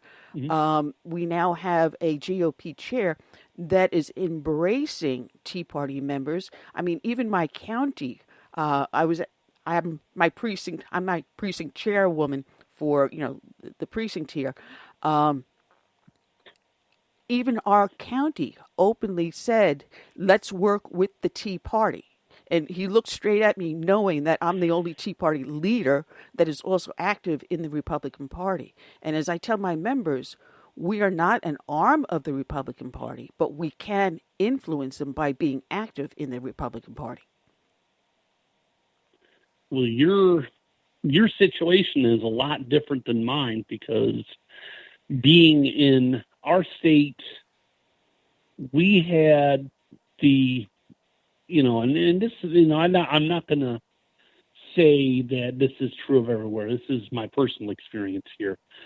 And in Maryland, the Tea Party was kind of a segment that, okay, they're here. We'll use them where we need them, such as the Eastern Shore, which is where I hail from, but they'll never win a statewide election, so we only need them as we don't have to address their issues because where else do they have to go? So that's the way the Maryland Republican Party tended to look at the Tea Party, in my estimation. We had 2010, there was a governor primary because at the time we had Martin O'Malley as the governor and the Republicans put up somebody against him. On one side was Bob Ehrlich, who was the former governor, and he was a fairly moderate Republican, kind of like the one we have now, Larry Hogan, or they have. I don't live in there anymore, but the other side was a gentleman named Brian Murphy. He's a businessman and political newcomer, and he talked the talk. He was conservative, and I was immediately into that campaign. That's like, this is my guy. I can't see Bob Ehrlich didn't have a record there that I thought would be very good for Maryland. So I was a Murphy supporter, and being so made me kind of a pariah in the party because the party apparatus was behind Bob Ehrlich. Well, the same goes for a lot of other places, especially when you got around to about the 2014 election. If you remember that election, a lot of the Tea Party-backed folks did not win their primaries. They lost to the establishment. Mitch McConnell being one, he was considered establishment. He defeated Matt Bevin in that election, if I remember correctly, and that was considered, national look at it. That was considered a blow to the Tea Party. Now, granted, they're winning the Senate back in 2014 was a big thing for the Tea Party, but they didn't win it with their quote-unquote candidates. So the perception begat a reality that wasn't necessarily true in every state. I mean, we were in Maryland, they were happy to get a Republican governor, even though he's very centrist, just because he would slow the assault on liberty down. So a lot of it depended on state. And, from talking to you and what your description of the Tea Party, it sounded like South Carolina really had its ball together, which was great. Not every state was like that, unfortunately. No, unfortunately. And there were some really great groups out of California, but look what California's evolved into. Yeah, oh yeah. Well, Maryland's California on the East Coast. Delaware's kind of running toward it headlong, but that's a lot of what the Tea Party could accomplish. And localish, it could do real well locally, but it had to kind of work on a local level. It couldn't really depend on the national level. And like you said, you had 3 Tea Parties in your area. 2 of them went by the wayside that kind of went to the national focus, and yours survived. Well, at least now, we're getting some recognition for our stances, and we're also helping to influence our party to become more aligned with the original Republican platform. Because if anyone were to read the Republican platform, you turn around to every single elected Republican that's a rhino going, hey, wait a minute. You got elected on this platform. Why aren't you adhering to it? So we got to vote out the rhinos. And it's a hard thing to do when you have an establishment type of Republican Party like you're dealing with. Mm-hmm. Which is why I encourage people and that are Tea Party. Ones that say, "Oh, you got to elect the electable candidate." Well, that's why they say Tea Party candidates aren't electable. Well, that's why I urge our members to become active, to become their precinct chair or precinct president, to be able to have a voice and vote on executive issues, which is what I took the stance of doing and saying, no, this is the principles that the platform stands on, and this is what we believe to be the correct way to address the issue. And we are starting to pull them, back to the right, away from the left. And it's the only way we could do it. Mm-hmm. Good. Well, there's a way you could do it, but there's also, and I don't know how you wanted to go about discussing the book. You may actually have planned on getting to this at the end, but if you jump to the conclusion, I kind of went into how that works in the future. But I don't want to spoil your itinerary here, because I know you had a lot of things you wanted to talk to me about. So, and like we said, a lot of it depends on the state. I mean, the Tea Party had a lot of triumphs in a lot of states. I mean, there were many hundreds of legislators and council people and such and so forth elected by the Tea Party in 2010, 12, 14. It's just that at a national level, they didn't really achieve the goals that they wanted to achieve. And that's where, if you're sitting there watching it on a level like I am, I said, we wanted to get rid of Obamacare, and we wanted to rein in federal spending, and on a national level, we could do neither, and it was discouraging. And I saw 2016 when you had a candidate in Donald Trump that what I knew about him, and this is again from what the media kind of shared about him, he didn't sound like a Tea Party person. Now, going into the book and doing research, I found out he was more of a Tea Party person than I had believed. But at the time I began, it was like, oh, this guy's going to kill off the Republican Party. Well, it's funny because when he was running, being a native New Yorker, now down here in the South, I was familiar with the Trump image.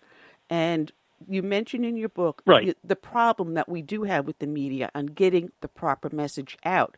And the media tries to control it. And if you look at today's media, instead of reporting a story, they put themselves into and become the story. And that's the major problem we have with the image problem.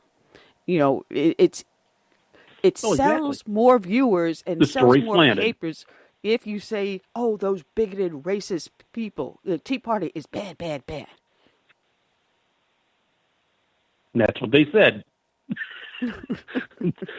For months, weeks, and months on end for 2 to 3 years until they figured to kill it off. And they think they have, but as you say in your book, that it's been recondensed now as people that look to Trump. You've got women for Trump, you've got blacks for Trump, Latinos for Trump.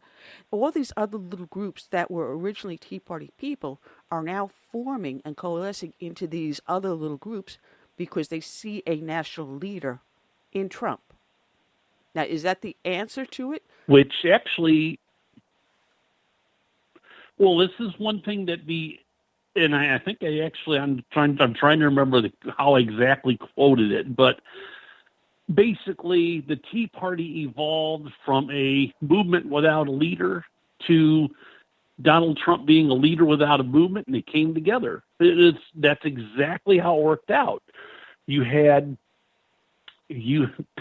like I started to say before, Donald Trump ran in 2012, and he actively worked for Tea Party support.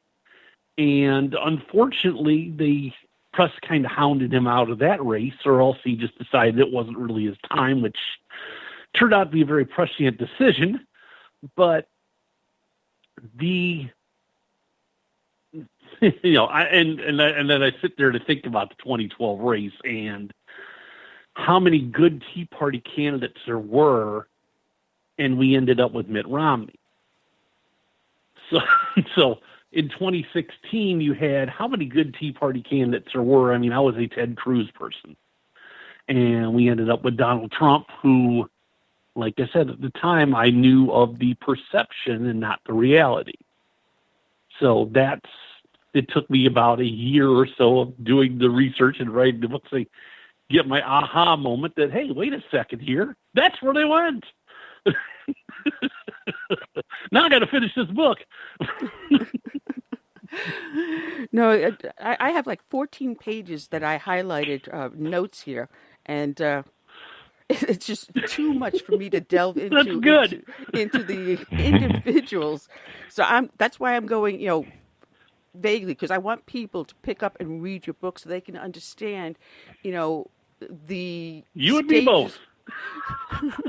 The stages in which we went through. And I keep on telling people that we really have never gone away.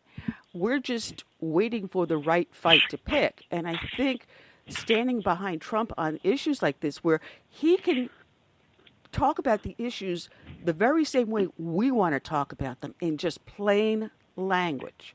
And we actually see him doing very much so what he has said he will do. And everyone's going, well, he hasn't built the wall yet. But what has he done?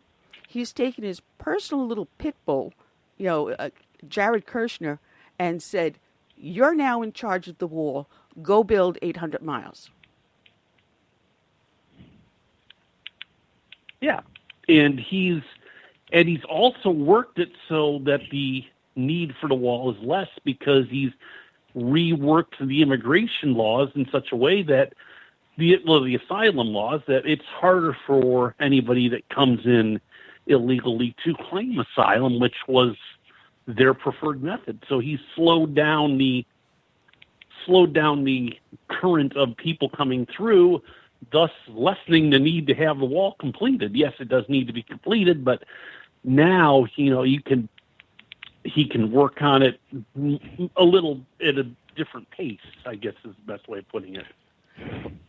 Also, what he's done is he's taken the Mexican, the government of Mexico, and said, you're putting your people on the border, and you're going to be sending people back to Guatemala or whatever, that third country.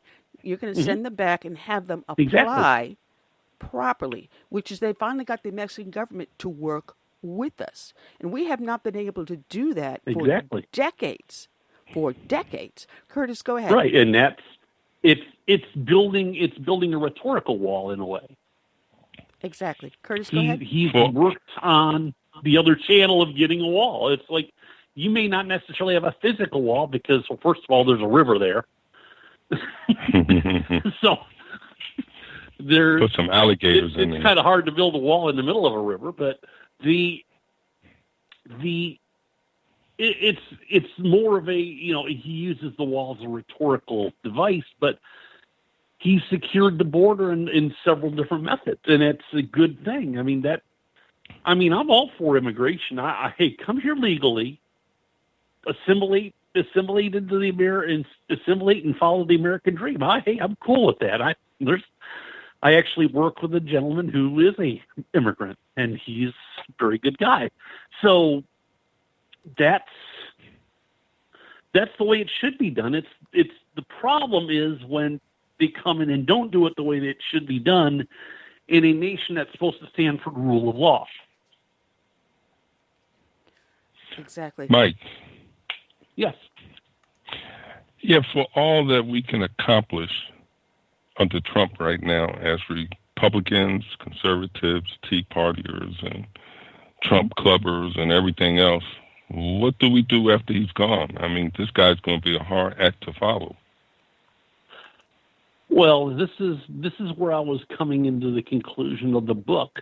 The way I see the future is we need to work from the very bottom. We need to work on reforming the educational system.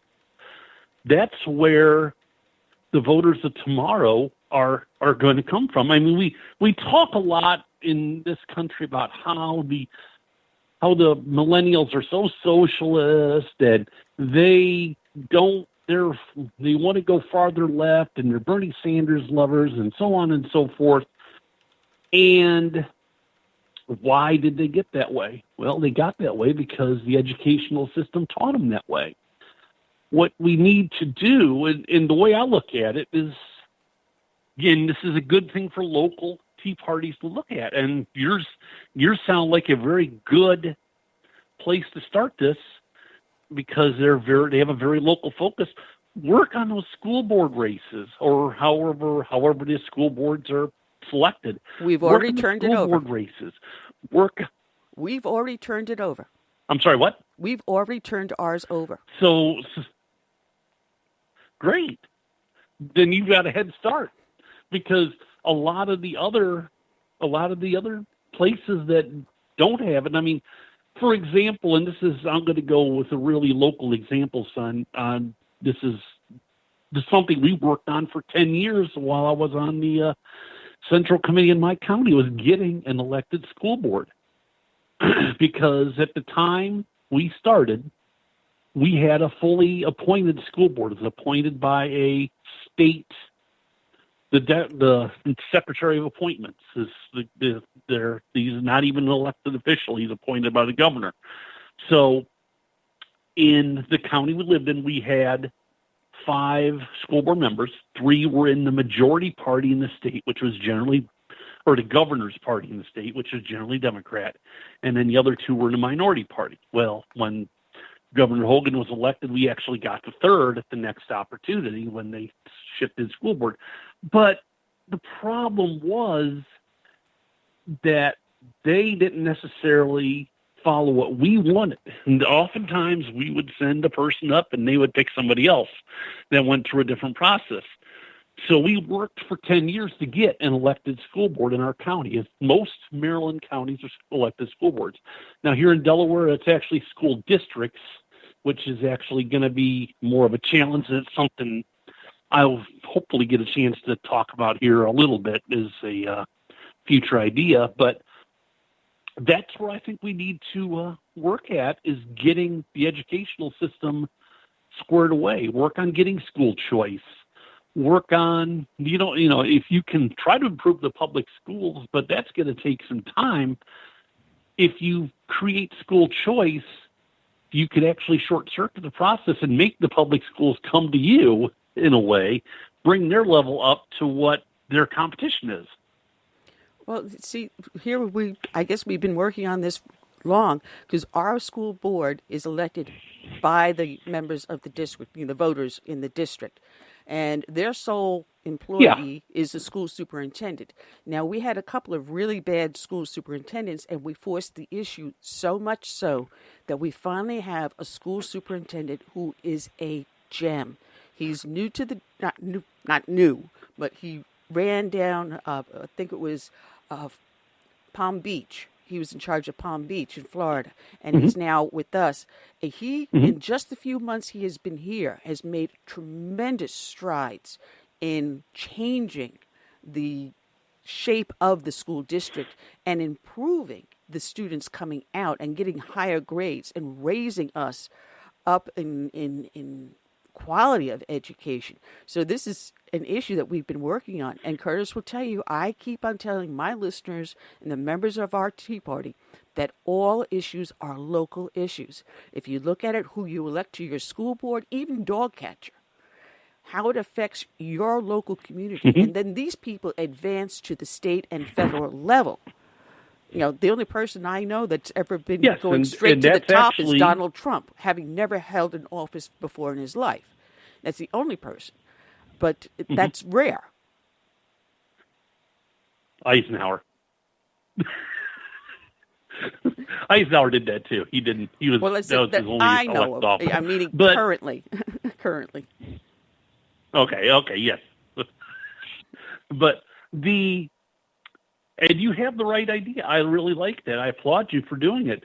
Now, just hopefully they're replicating it in every other local district or county in South Carolina. And then you got to start working on the states that are a little tougher nuts to crack, like Maryland or Delaware.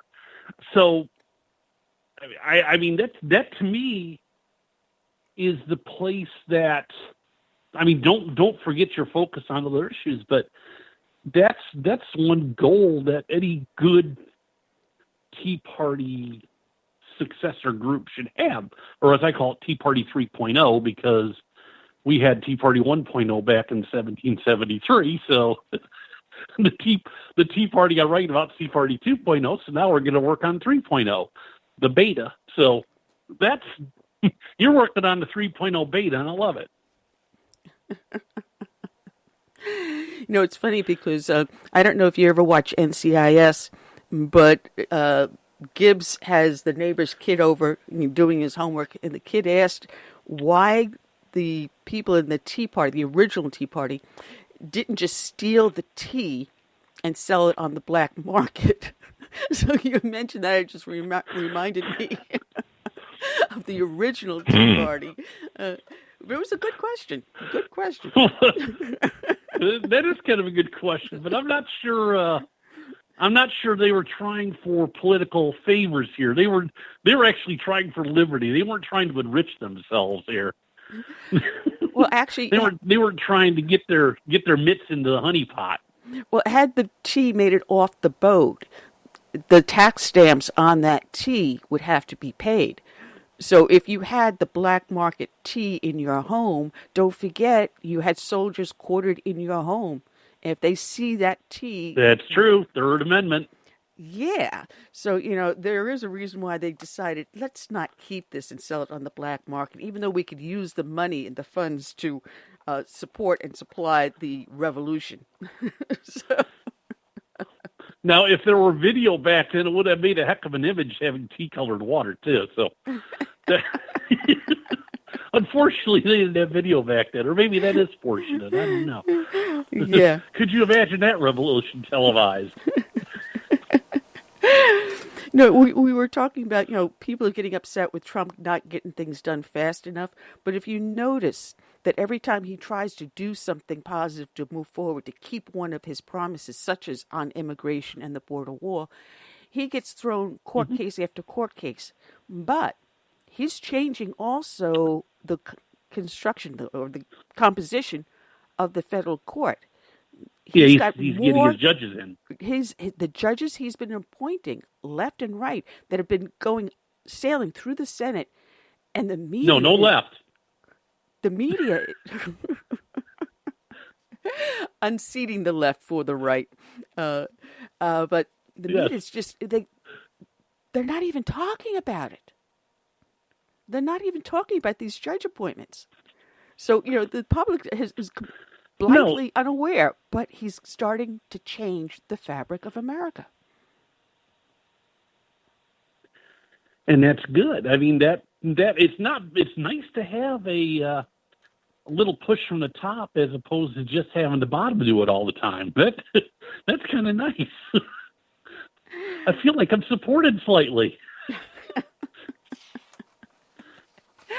I mean, I'm not gonna lie to you. Say I'm really happy at everything Donald Trump has done, but I was a never Trump. I'll freely admit it now. I said either one of three things is going to happen. Either we're going to have Hillary as president, and she'll govern exactly what I feared she would. We'll have Donald Trump as president, and he'll govern exactly as I fear he will, or he'll have Trump as president, and I'll be completely wrong. It'll be a great president. So, looks like we're going for door number 3 here. So, which is good. I'm very happy about that. I mean, my job is, my employers are very happy about it because now I'm working for them. So, that's what's happened, but it's all going under the radar because the media won't report on it. 96% negative coverage of them. But you have to admit the guy's resilient. Yeah. Oh, well, he has to be. I mean, how many regular people would take all this abuse? No, and in the past, you watched someone come into the presidential office, and their hair would be their natural color. By the time they got out there, they would have a head of gray hair. And President Obama is a 100% example of that, how gray he got so fast. Yes. But instead, we had Pastor Paula White on because he's dealing with the Tea Party. He seems to get younger and younger because he thrives on all this adversity they send at him. And he says, throw it at me because I'm going to find a way to overcome and get the job done. Which is precisely what he has been doing with the appointments of these judges, with the cutting back on regulatory agencies and on regulations, on supporting our military. That's been the best thing he's done. He's cutting back. Sorry? He's doing what he promised to do. And now he's winning over those never Trumpers. And I was starting to say that one of the things I observed when the Tea Party first rose up, we had a lot of people that were originally Democrats and then became members of the Tea Party. And I have a lot of friends of ours that I always ask them, when was your epiphany? It's when the Tea Party showed me what was going on, what was wrong with the country. Now I'm thinking those same people that may have joined the Tea Party back in 2009, 2010 are now part of that walk-away crowd. They've become awakened. Well, they may have already walked away, or if they're anything like the area where I live, they were Democrats in name only. They're Democrats because their daddy was a Democrat, and they can't stomach the thought of changing over to Republican. But when they get into privacy of the voting booth, they vote Republican, and that's where we got and it is a big percentage of the Tea Party was disaffected Democrats. They did not like what Obama was going to do. They were worried about it, and they came back with Trump because they saw what Obama did and said, we don't care for this jobless recovery. We need somebody to shake up things and, drain the swamp and all that. That's where he got a lot of his support. That's why Hillary's firewall collapsed on her, because she was counting on those people that were Tea Party people that were disaffected Democrats to come back to the Democrat Party because their union told them so or whatever. But no, they decided to vote for Donald Trump. And I'm sure that somewhere in the bowels of Hillary Clinton's campaign, they had a collective heart attack when they saw Pennsylvania and Wisconsin and Michigan all go to Trump, because they couldn't fathom it. It was just something they could not contemplate. Well, there's also and it's funny because I'm sorry. I was just going to say that there's something. No, I was going to say. Finish up. Go ahead. I was going to say, I remember I don't even remember where it was, election night 2016, but I had to go someplace and I came home. So I come home and I turn on the computer and I'm looking up, what all the election results are doing. And I look up the New York Times, and they had that little dial that had the percentage likelihood of whoever would win. And it's pointing at 95% Trump. And I'm like, holy, I said something you can't see in the radio. But, what the heck? I was floored. I mean, I believe the conventional wisdom, although I was kind of thinking if there was a Bradley effect, Trump might pull it off. Well, there must have been a Bradley effect. So those people that were in the Democrat Party and became Tea Party people, they stayed the course and went with Donald Trump. They said, okay, we're going to try this because Hillary Clinton's more of what we didn't want with Obama. So we'll go with Trump. And that's what they did. Well, I was going to say there's also was a backlash for people that where the Tea Party did work hard to help get them elected, such as I'm thinking of Massachusetts, Scott Brown. And it was all on, let's get Scott Brown in there so he will stop Obamacare. Mr. 41. Yeah, and there was money bombs going out left and right across Twitter and other social networks. And I remember sending out a bunch of them, just to help support. But he had people across the nation supporting him. And when he did that one vote that allowed Obamacare to advance, he would never hold elected office again. And I think that's what was also helped push Paul Ryan out. And several other people got pushed out because of their stances. Marco Rubio. The Gang of Eight. And that's what sunk Marco Rubio's presidential campaign. Exactly. He was in the Gang of Eight. Exactly, along with John McCain. And now we've got two people running against Lindsey Graham here in South Carolina because people don't forget. Even though he sounds conservative at this moment in time, there's a long memory in the voters. It's not as if, they think that, let's run again next year and the voters won't remember what we did in the last term. That's not exactly true. People do remember. Oh, no. And if they don't remember, there's people that'll remind them. And that's the job of the local Tea Parties and, keep these politicians accountable. Don't let them get complacent. I had now because I've moved here to Delaware. I had a representative Republican, and he said when he first got elected in 2010, part of the Tea Party wave, one of the very few in Maryland, that he was going to only run for 12 years. He was only going to serve 12 years. Well, this next election would be his 11th and 12th year. So if he wins, which he probably will, it's a pretty conservative area. But I'm I'll be watching from my side of the border here. I'll be holding him to account. You said 12 years. So if he decides to run in 2022, he's going to get an earful. I said, no, you said 12 years. And you need the accountability. I mean, yes, you might agree with your congressman 80% of the time, but he's got to hear about that other 20%. I mean, he's your congressperson too. And I mean, we have, of course, again, I'm referring across the border because in Maryland, but there are a number of people that will troll his site. I call it the traveling road show because they would be the 15 or 20 people that would go there and object to everything he did at the town hall meetings. There's accountability from the left now. So there should be accountability from the right too. Don't let your voice get drowned out because the left seems to be ascendant in this country because that's the perception the media wants to create.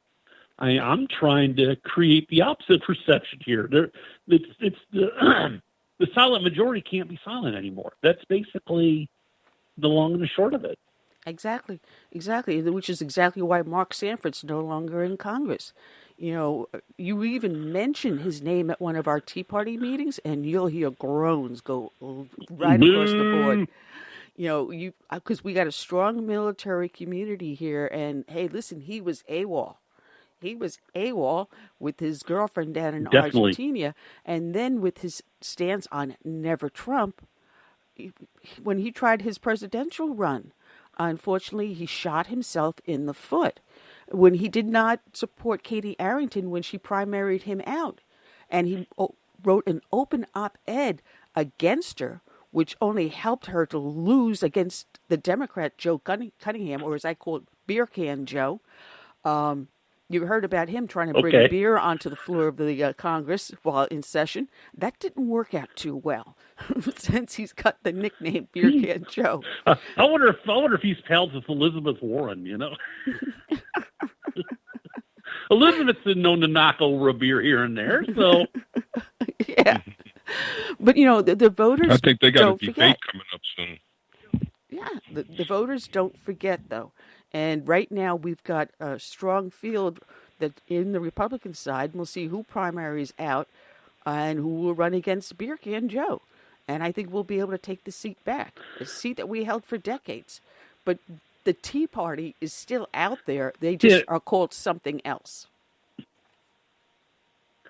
Yeah, and that's the advantage of having a state like yours where I'm sitting in Delaware and I'm kind of learning the ropes here, but Delaware has a very weak Republican Party that they're the minority party and they act like it, which is really unfortunate because I think that by and large the people of Delaware would agree with most of the Republican philosophy, but the state of Delaware is run by Wilmington and Newcastle County, which is a very urban area.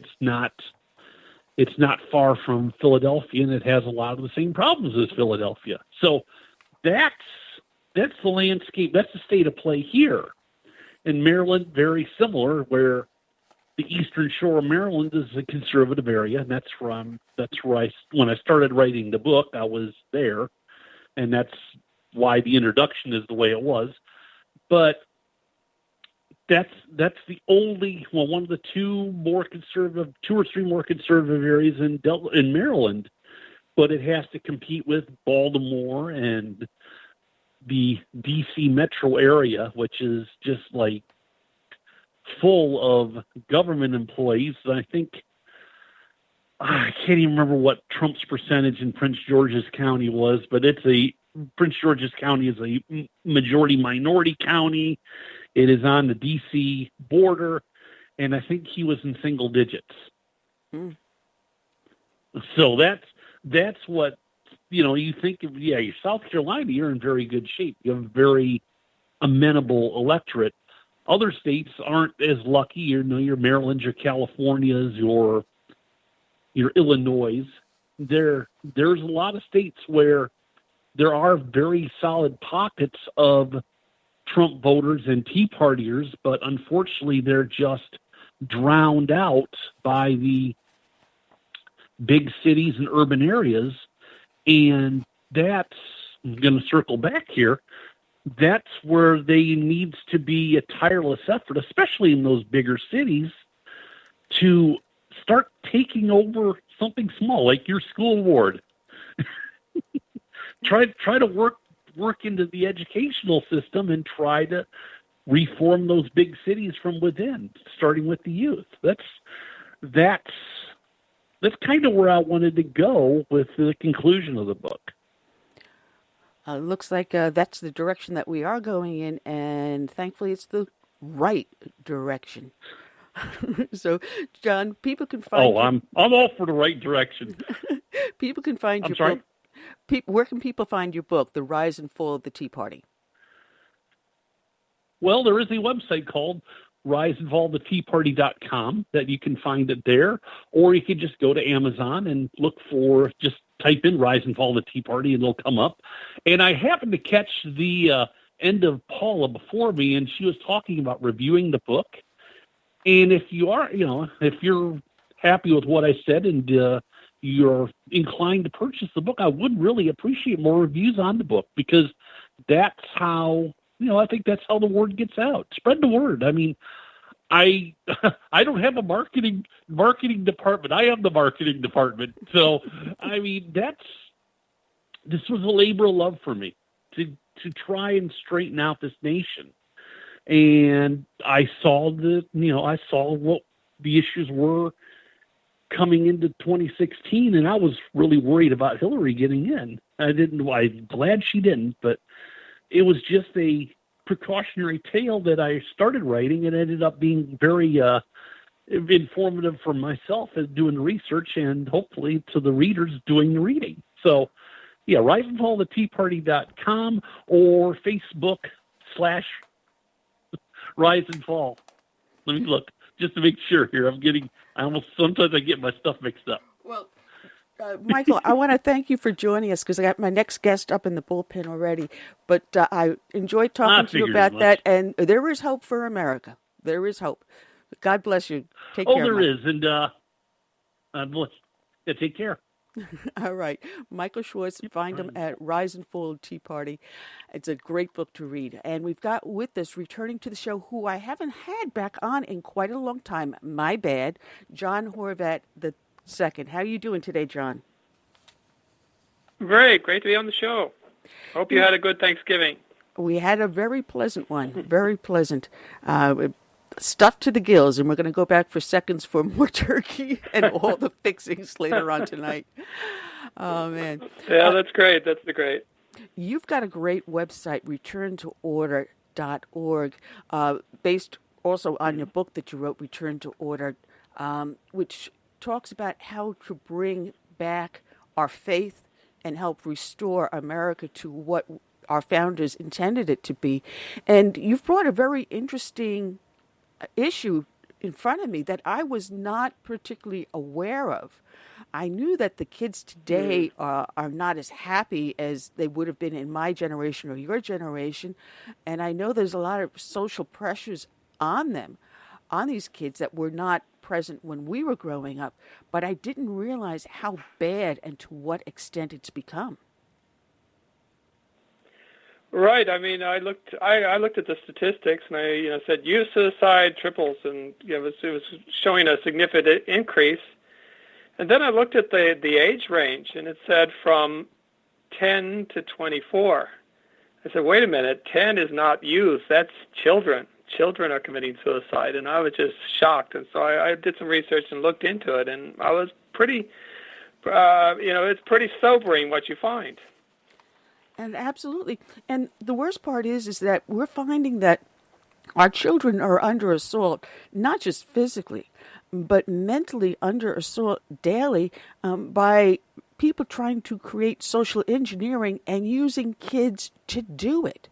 Suddenly it's okay to take a newborn infant and decide that at its birth, it's not the biological boy or girl. It's what the parent it intends that child to be. And we've got the perfect case of that boy down in Texas. Right, yeah, exactly. I mean, those are the kind of situations where, the person, a young child is supposed to, at that age, be exploring and finding out who he is and, what he wants to be, but not what he is. What he is, so that's the tragedy of it all. He's being put in the midst of this whole culture that is a culture of uncertainty and relativism and the destruction of innocence. And the worst part is it's not being done by just the parents. It's by outside influences that you think should be nurturing the child, such as teachers in the classrooms, or they have these transgender storytelling hour by people that work in the adult entertainment industry. I mean, come on. Right, really? Yeah, the drag screen story hours and the public libraries, I mean, that is just, I just don't understand it. I think it's just an outrage. Absolutely. And you're also finding that because of laws that are placed on the books about these same-sex bathrooms, you're finding now also classical Christian schools are closing down. Schools that could teach the children morally correct are closing because they're being forced to have same-sex bathrooms, which violates their faith. Yeah, for sure. I mean, that is it. It is very aggressive. We don't have, we who were born in earlier times. I'm a boomer. We just can't really fathom it because it's just so far away from what we knew. I think. What are some of the other factors you find influencing these children and that are driving them to go the route of suicide? Well, I mean, one of the things you'll really find a lot of is the lack of a stable family. When one of the parents is gone, when there's a divorce in the family, when there are traumatic situations inside the family, that definitely presupposes them to do that because children tend to blame themselves for those things, and they actually have no real blame in it. But they do tend to blame themselves, and then they will consider suicide. So the absolute best prevention for suicide of a young child is the family itself. The family is the institution. I mean, the structure that is just so made for the child that you can't get better than that. It's the absolute best possible solution. But when it's broken, it definitely causes those problems. Now, we also see not as many people are actually attending church or going to any sort of a Bible study or anything like that. Is that also a factor, the loss of faith in our lives?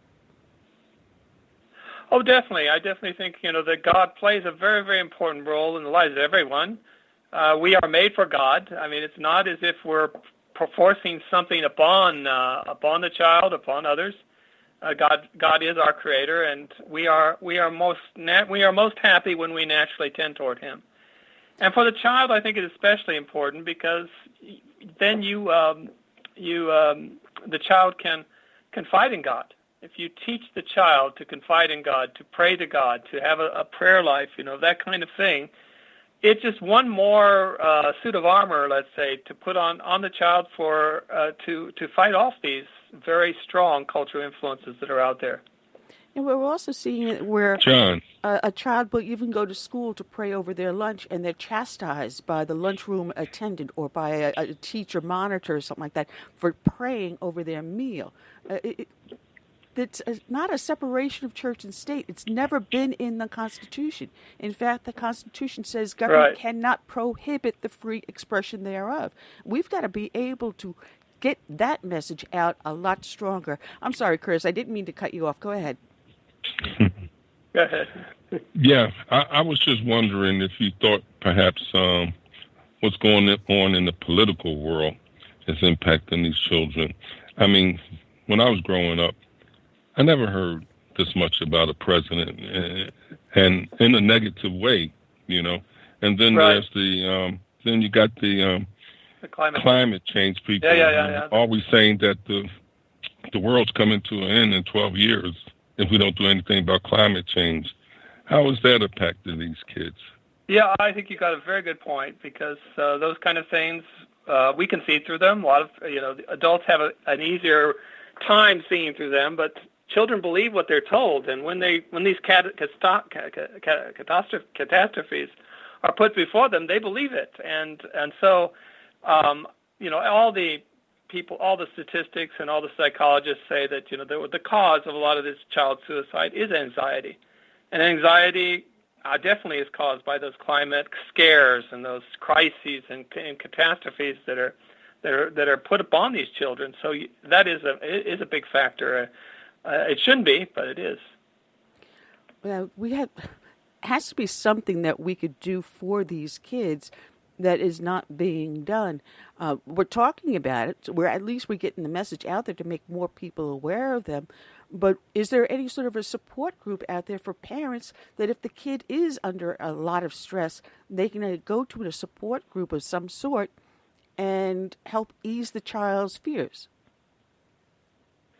Yeah, there definitely are things like that. There are a lot of hotlines and suicide hotlines. I don't have a listing right in front of me, but I'm sure you can actually, go online and find those things. But one of the things I think is very important for the child before he gets to that point, that's where you really need to work. And children need to be children, and so I think a lot of times what leads to this anxiety and problems of not being able to adjust is that many times children are overprotected by their parents, and other times they're underprotected. The children need a certain amount of protection so that they can, play a certain amount of risk involved in their lives, so they can take up on small problems, so that later on they'll be able to deal with big problems. And so they need a certain protection of their parents to give them the cover to do those kind of things. And that helps them adjust to problems. But on the other side, if they're overprotected and the parents never let them suffer or have any type of trauma in their lives, when the trauma really does come, and it will come, it comes to everyone, then they will not be able to deal with it, and they have anxiety, and that also can lead to the suicide and those kind of thoughts, those anxiety. And then it leads to those safe zones, or don't wave the American flag. It's triggering me. Don't wear that Christian cross. Right, it's triggering me. Right, because when you have anxiety, you don't want to try new things. You don't want to get outside of that comfort or safety zone. So you just stay to your routines, and you don't. Exactly. That triggering is definitely a part of that anxiety. You've got it. Now, I'm also curious how much of this is also due to the fact that now we're not having multiple children. Most families have maybe one. In order for our nation to survive, it should be 3 children per household, a minimum, in order to keep our society going. Instead, we see single parents or just one child, and they have no siblings to interact with. Yeah, that's a very good point. Others have brought it up. It is very tragic because all those layers of relatives, they provide means of dealing with problems, getting rid of anxieties, confiding in others. So yes, the more you have of that, the better. When you have uncles and aunts and cousins and nieces and nephews and all these types of things, I mean, it just it is like a security blanket for the child. The Chinese, they have the one-child policy. And when you think about it, just think about it, that means the child will have no uncles or aunts, no cousins, no nephews or nieces. It will only be parent-child relationship. All those other relationships will not exist when you have one-child policy. Well, we're also a very mobile society. You may have a sibling living in California, another one down in Florida. Right. And we're spaced out. And we have that in my family, where my mother, who's still alive, is down in the Virgin Islands. My sister is upstate New York. My 2 brothers are all the way out on Long Island in New York. I'm down in South Carolina. We don't have those times where we gather together, whether it's for birthdays, anniversaries, holidays. We don't come back together as a single unit. Are we seeing this? Is this another cause of child anxiety, that they don't have any sort of a nuclear family to hold on to? Yeah, nuclear or extended for that matter. Yeah, it is tragic that we live in that kind of society where everybody's everywhere and travels everywhere, not just in one place, but moves several times during the course of the life. The more stability that you can provide for the child, the better. And the more socially you're involved in the family, the parish, the community, the state, or any type of community, it is just one more layer of security for the child, and that really helps them to deal with these problems.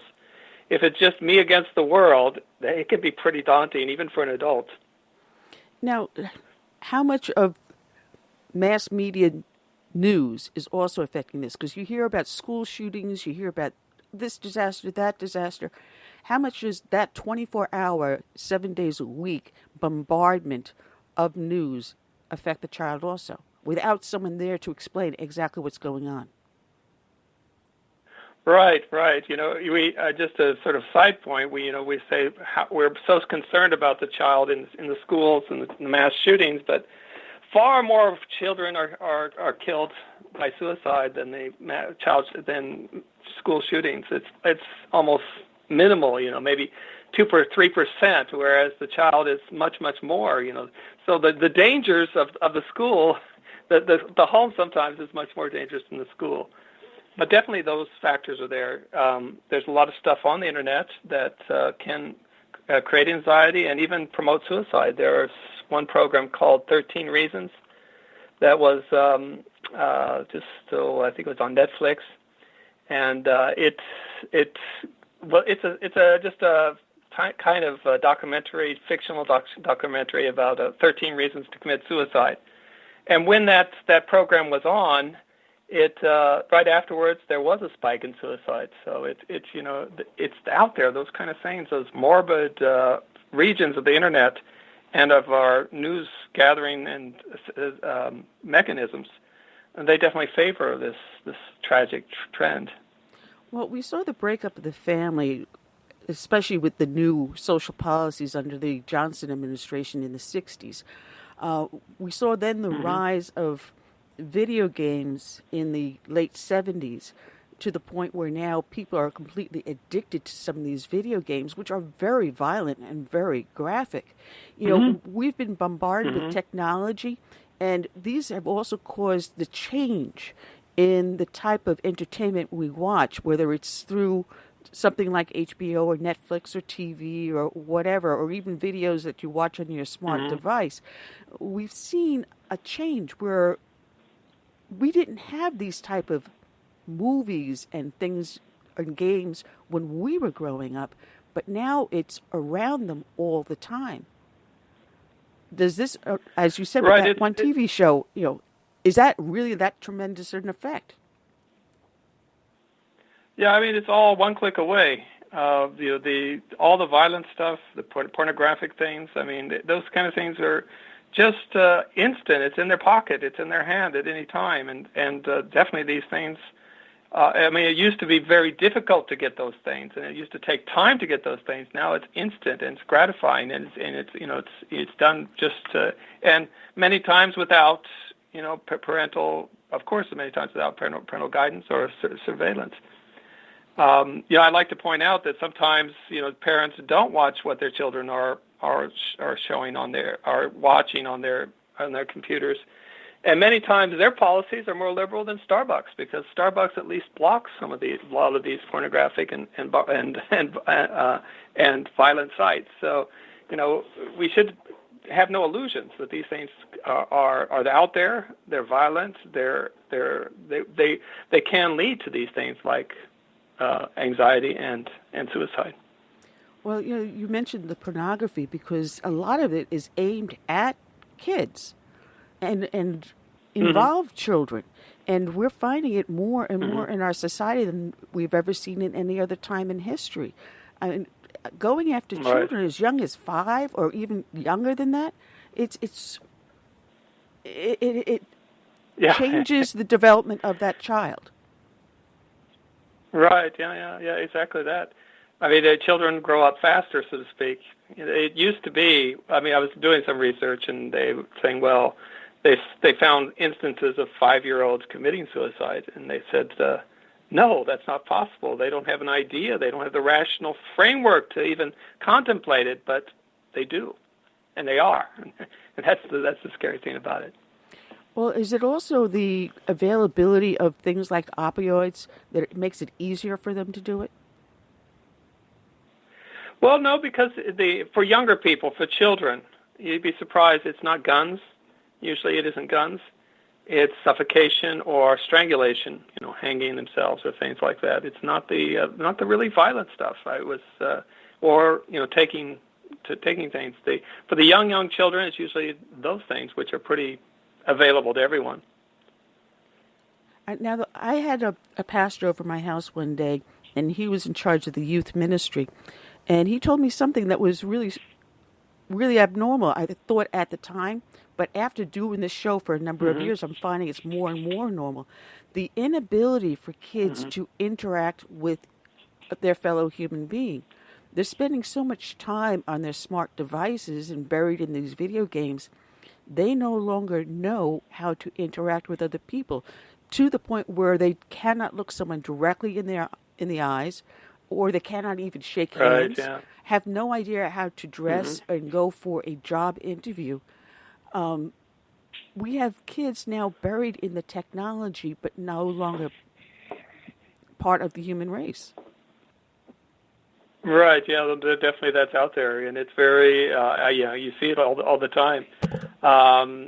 Those are very important. I mean, we are social beings, and we need to interact as part of our very nature, and this takes it away. I mean, they have a phone, but they rarely use it to talk.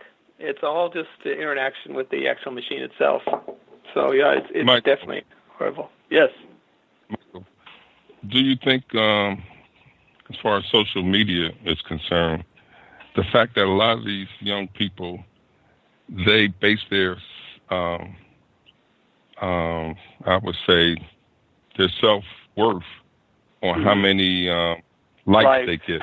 And if they don't get that many likes and their friends get all these likes, they don't feel like, anybody. They don't feel loved.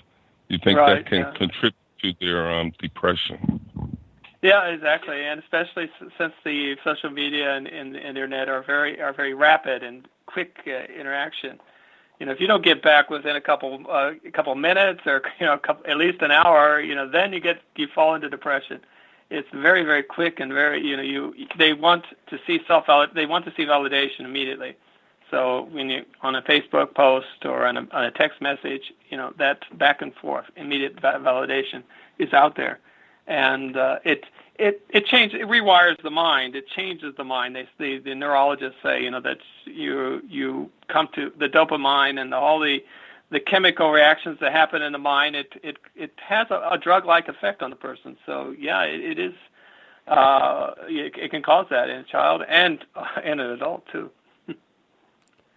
And it is a very frightening subject to deal with. But what strategies do parents have, or what strategies should we, as a member of the community, start to implement to prevent these suicides? Well, I mean, the strategy parents have to do is I think, is first of all stay together. Be parents. They need that certainty. They need that solidity and security. The family is the best possible way, and to try to keep the family together. Let children be children. Let them play, let them fight, let them do some risky activities within their things, so they're not overprotected. Give them certainties. I would even go so far as to say let them fight for those certainties as early as possible. Even I know a lot of people are involved in activism or pro-life activism, and they involve their children. I mean, these are kind of things that solidify the child already from a very young age to say there is right and wrong, there is truth and error, and it doesn't change with the day or the night or the hour or the app. It's for real. And so the more a family can be a family and the children can be children, go for it. And the more that the family can, the parents can interact with others of similar mind and form networks that give security to children. That's also, I think it's invaluable. I saw last night an interesting program on TV where some of the parents are actually now restricting the number of hours and times in which their kids can get on the computer or the smartphone or whatever smart device they're interacting on. Would that be another manner in which people can help the child develop more socially? Oh, yeah, absolutely. And they have a lot of these programs, and a lot of Christian groups and others have developed just amazing programs that are, I find just very touching that they would do this. They have programs that will limit the hours. They have filters that will take out pornography, violence, all sorts of anything you put on there, and they will, they'll allow you to see what's going on. So you can confront, or you can at least warn and see what they're doing. So these things are very good. I think they're very helpful, and they help the parents and they help the children. And I think in the final analysis they will thank you for it if you do it. Yeah, we need to have more teachers, I think, also involved to look for signs of suicide in a child, whether or not they're acting as a loner, or they have a. I'm sorry, I'm having some brain farts here. Behavioral problems. Yeah, no, it's certain signs that teachers should need to be trained to look for. I think also we should be asking our school boards, what are you doing to help prevent the rise of suicides in children as young as 5? And that is scary. When a child as young as 5 would contemplate something like that. And I'd mentioned several times during the show, the closer we get to the holiday season, the more we're going to see the rise in the number of suicides. And if it's in a child as young as 5 in a dysfunctional home, that's a very scary thought. Right, exactly. And they need that. The teachers are on the front lines in that particular case. And they need to look out for those kind of things because they are out there. You really hit it. And recommend finding their path back to God. Yes, I think so. I don't think you can really take that out of the equation, because it adds so much. If it adds so much meaning and purpose to life, and that is one thing that modern society does. It just says there is no meaning and purpose to life. The only reason for existence is gratification, having fun, doing what you want to do. And once you enter into the idea of God, then things change. You exist for the greater glory of God, to know, love, and serve Him, and these kind of things change the mind of the person, change the behavior, and allows the person to live for something more than himself, and to act in society for the love of God, to help his neighbor, and that is really a way to give meaning and purpose to life, and to change the mentality of the child so that he will find that he doesn't need to have those horrible thoughts. There's a huge amen to that one.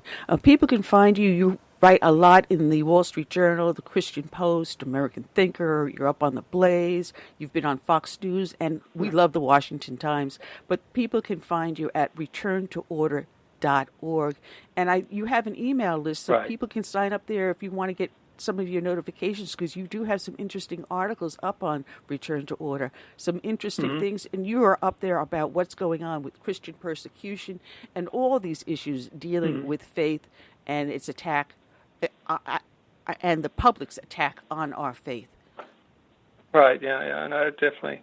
Yeah, you can go there to returntoorder.org, and there's just a little box on the side if you want to sign up for the newsletter. That'd be great.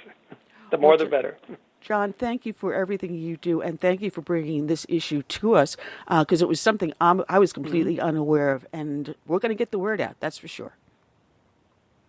Yeah, and as the last guest said, there is hope for America. It's not all like that, but there is that this problem is definitely there, and we need to look at it. Well, thank you, John. God bless for the hard work you do. Take care. All right. God bless.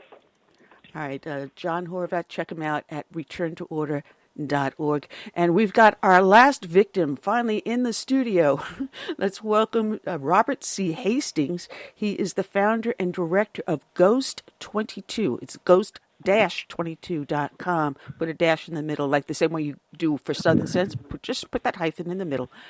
And you're a nonprofit organization that is dedicated to preventing suicide on active service members as well as veterans. I said veterans earlier, but you do also for active members as well as veterans. Welcome, Robert.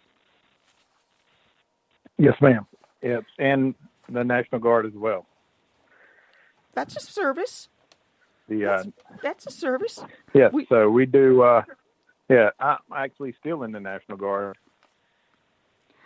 Well, it's not just the Navy and the Marines. We've got other services. Exactly. I started out in the Navy, and then I went to the National Guard.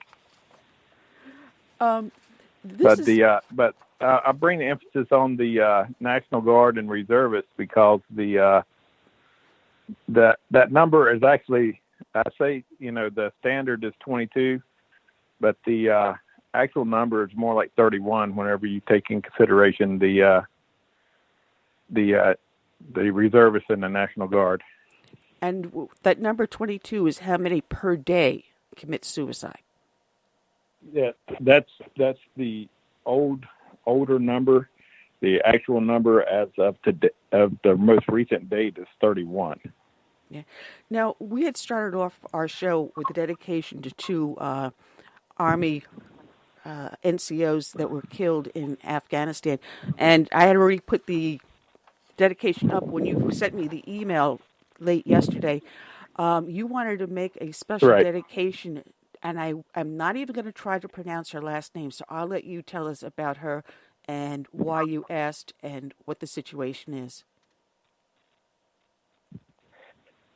It's Deborah Texera, and she was an Air Force reservist, and she was deployed to Iraq during the height of the war in 2003 to 2004, and she was a intel journalist or journeyman. So she was gathering the data as the data was coming off the battlefield. So, and over time, that deployment has taken a toll on her to where she took her life in April of this year. It's a sad thing. So that's one of the reasons that that's one of the main reasons that I started Ghost 22, because her sister was struggling with the trying to get services to do the VA, and was running into dead ends, and so I assisted with from Cuba. I was helping her make decisions and information that she needed to get her sister taken care of in a proper way. Now, on your website, ghost-22.com, you have a hotline, and I'm going to read the number over the air, but they can go to your website and see the phone number there, which is 1-800-273-8255. Once again, 1-800-273-8255. This is a 24/7 hotline for suicide prevention. Who staffs this? Yes. This is actually the through the VA. It's the VA staffing. We just put that link on ours, so if any veteran comes to it, and they don't have to be, a veteran, they can be on active duty and still call that number as well. Well, there is a stigmatism with people that serve about reporting problems where they may feel suicidal. They seem to feel that if they do report it, they won't get that promotion, they won't get that duty station, they may be sent off somewhere where they don't want to be, or they just may be fluffed off and saying, deal with it. Well, whenever I got back, I've been going to seek help since I've been back, and I probably should have been seeking help before I went on the last deployment as well. And it's not a sign of weakness. I mean, it's a sign of strength when you can ask for help, and you reach out to somebody else to help you. Now, what are some of these causes? Is it just the deployment, or is it trying to get back into civilian society? Is it homelessness? Is there one specific cause for a rise in suicide? Well, a lot of it is transitional, and it's like whenever they're transitioning from active duty, and then or losing a job, or losing a spouse. Some of our biggest numbers right now are the Vietnam veterans and the Korean veterans, because they're losing their spouses, and so they're being left in a transitional phase to adapt, and it's a hard stress to deal with. And I would assume also divorce is a big cause too. Yes, ma'am. Well, Robert. Go ahead, Curtis. As a matter of fact, my co-host is a Navy veteran, so go ahead, Curtis. Right. Yeah, the Navy reported 68 active duty deaths last year. This year, oddly enough, there were 4 deaths on the same ship, the USS George Herbert Bush, and 2 were on the same day. I'm not sure whatever came of the investigation into that, but I was just curious, is it because maybe, our youth today aren't used to dealing with stress because they've been so pampered when they were young, even throughout school? I believe that's has a little bit to do with it. And, I started out in the Navy in 1987. And I was on the USS Forrestal. I went to Ernest Will. I went to, I med cruise, and then I did Desert Storm. So, today it's totally different than yesterday when, probably when you served as well. You get a Navy chief that was a former Marine in his service. He comes to your shop and he's like, suck it up and drive on. And that's what we did then. And now you tell somebody to suck it up and they fall apart. Exactly. And I got soldiers that on this last deployment, some of them were hard as stone, and then some of them as soon as they stepped foot on the island, they kind of crumbled.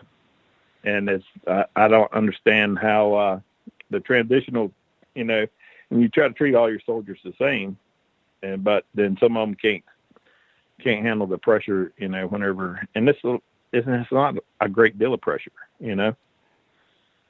Well, is there any sort of a psychological test before they go into the military to see what their fortitude is? There is. It's not very thorough. It's not very exactly. thorough. Exactly. And and the more like advanced the schooling is, the more in depth the screening is. So if somebody's going to go be an EOD guy, his screening is going to be more in depth than somebody that's going to be an aircraft engine mechanic. Well, I think he was going to be handling that bomb. I want someone with steady hands and a steady mind, that's for sure. But, Exactly. You had mentioned, deployments and everything. You've got deployments that are cakewalks, and then you have deployments that you're walking literally through hell. How much of this also, taking that battlefield back home, affects the suicide rate? Well, with that, it's not that the veteran is afraid of dying, because they're not. I mean, most of them go on the battlefield, and it's an adrenaline that you can only get in a combat situation, or some of your law enforcement or SWAT guys would understand, because they're in the heat of the battle and the adrenaline's pumping and everything, and it's a rush too. And then when you get back and you come into the mindset where everything slows down, and you have to adjust to that, and that's hard to do. Yeah, I can understand that because, I was a New York City cop, so I understand the adrenaline rush, and then you become an adrenaline junkie, always looking for that next, shot, if you want to call it that. So once you get to downtime, or if you're retired and you're back in civilian life, you don't have that anymore. You miss it and you want it. It is hard to describe to someone that hasn't been in that situation. And you have now people going on as many as 8 deployments or more. I have a friend of mine, her son is deployed over in Afghanistan right now. And as long as I've known her, he's been deployed somewhere in a battlefield situation. And I've known her now 15 years or more. So you think over that whole long time, it takes a toll. And it does. And then eventually, sometimes, when they can't get that rush, they just shut themselves off. And, they would rather sit in a dark room and not have contact with other people, or they do the opposite. They have to deal with their demons and they start drinking and using other substance to cope with what they've seen in that. And then then that will affect their civilian job and their marriage and their relationship with their family and their kids and then it's a cycle. And then we have a veteran that ends up losing his job, losing his house, has no transportation, and is out on the street. And then that continues to cycle in a negative way. And then once they don't have an address, they can't get VA services because they have no means to identify. And then sometimes they don't have means to drive there because they just lost their vehicle. So it's a big cycle. And I tell everybody, to go to the VA to start getting the help. And so don't let that stigmatism of you're weak influence what your decision. Well, Robert, with Ghost 22, exactly what do you guys do to help anyone that is in that situation? Well, just yesterday we delivered Thanksgiving meals. We're a brand new nonprofit, and so we went out and we raised money through our T-shirt sales and donations, and we fed veteran families. Just yesterday, we went out and fed 10 veteran families. And but we are like a clearinghouse. So if somebody needs a ride, we'll try to give them a ride. Or if somebody needs just to talk, we're there for that. We're But another thing that we do, which nobody else would do, is if a veteran does commit suicide, we assist the family afterwards. So if the family doesn't have the money, or the funeral home is charging an extreme amount of money, we'll come in and try to assist with that, or we have a crematorium that will do a cremation for them. Wow. If they, yes, sir. Yeah, I served on the Nimitz, USS Nimitz, when I first went into service, and I ended my service on the USS Saratoga out of Mayport, Florida. Yep. I was in Desert Storm. And back then, we didn't serve with women. Do you think that has impact today on, marriages and these little romances at sea? And if it breaks off, you're still seeing that person or with somebody else? Yes, it definitely, that has a negative effect. I'm sorry, it does have a negative effect. And that's, and that old saying, don't do business in your foxhole. You try to instill that in your soldiers because you don't want negativity coming to your soldiers later on if the wheels fall off. Yeah, well, you say you don't in your own house, you don't defecate in your own house. I tried to keep it PG. So, but yeah, I tell my soldiers that all the time. Don't get in that situation, because you don't know what's going to happen, and then they do it anyway, and then then you have, and unfortunately, fraternization runs wild, where it's senior enlisted with junior enlisted, so it's a big distraction. And I took an NCO to JSMART, which is the psychological people, to seek help during my last deployment. So it definitely affects morale. It affects the soldier. It affects the unit. And there's no place for it. I mean, you're on the deployment to do a job, not to put matches in your gun belt. Yeah, the love boat. Now, I'm just wondering how much of the social engineering our politicians have been doing have also affected your members in committing suicide, because you now have where there may be transgender, or you're not allowed to show a crucifix or something like that, or if you have a Bible with you, you get harassed or whatever. How much of the social engineering has affected the suicide rate? That I know, from North Carolina, a lot of people,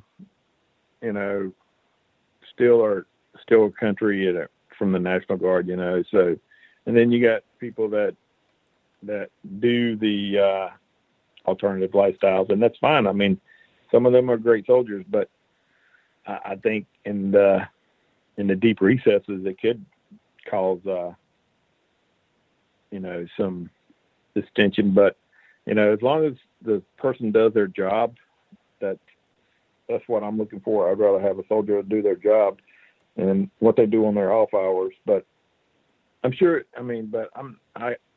that's something that we haven't even looked at as far as the suicide rate.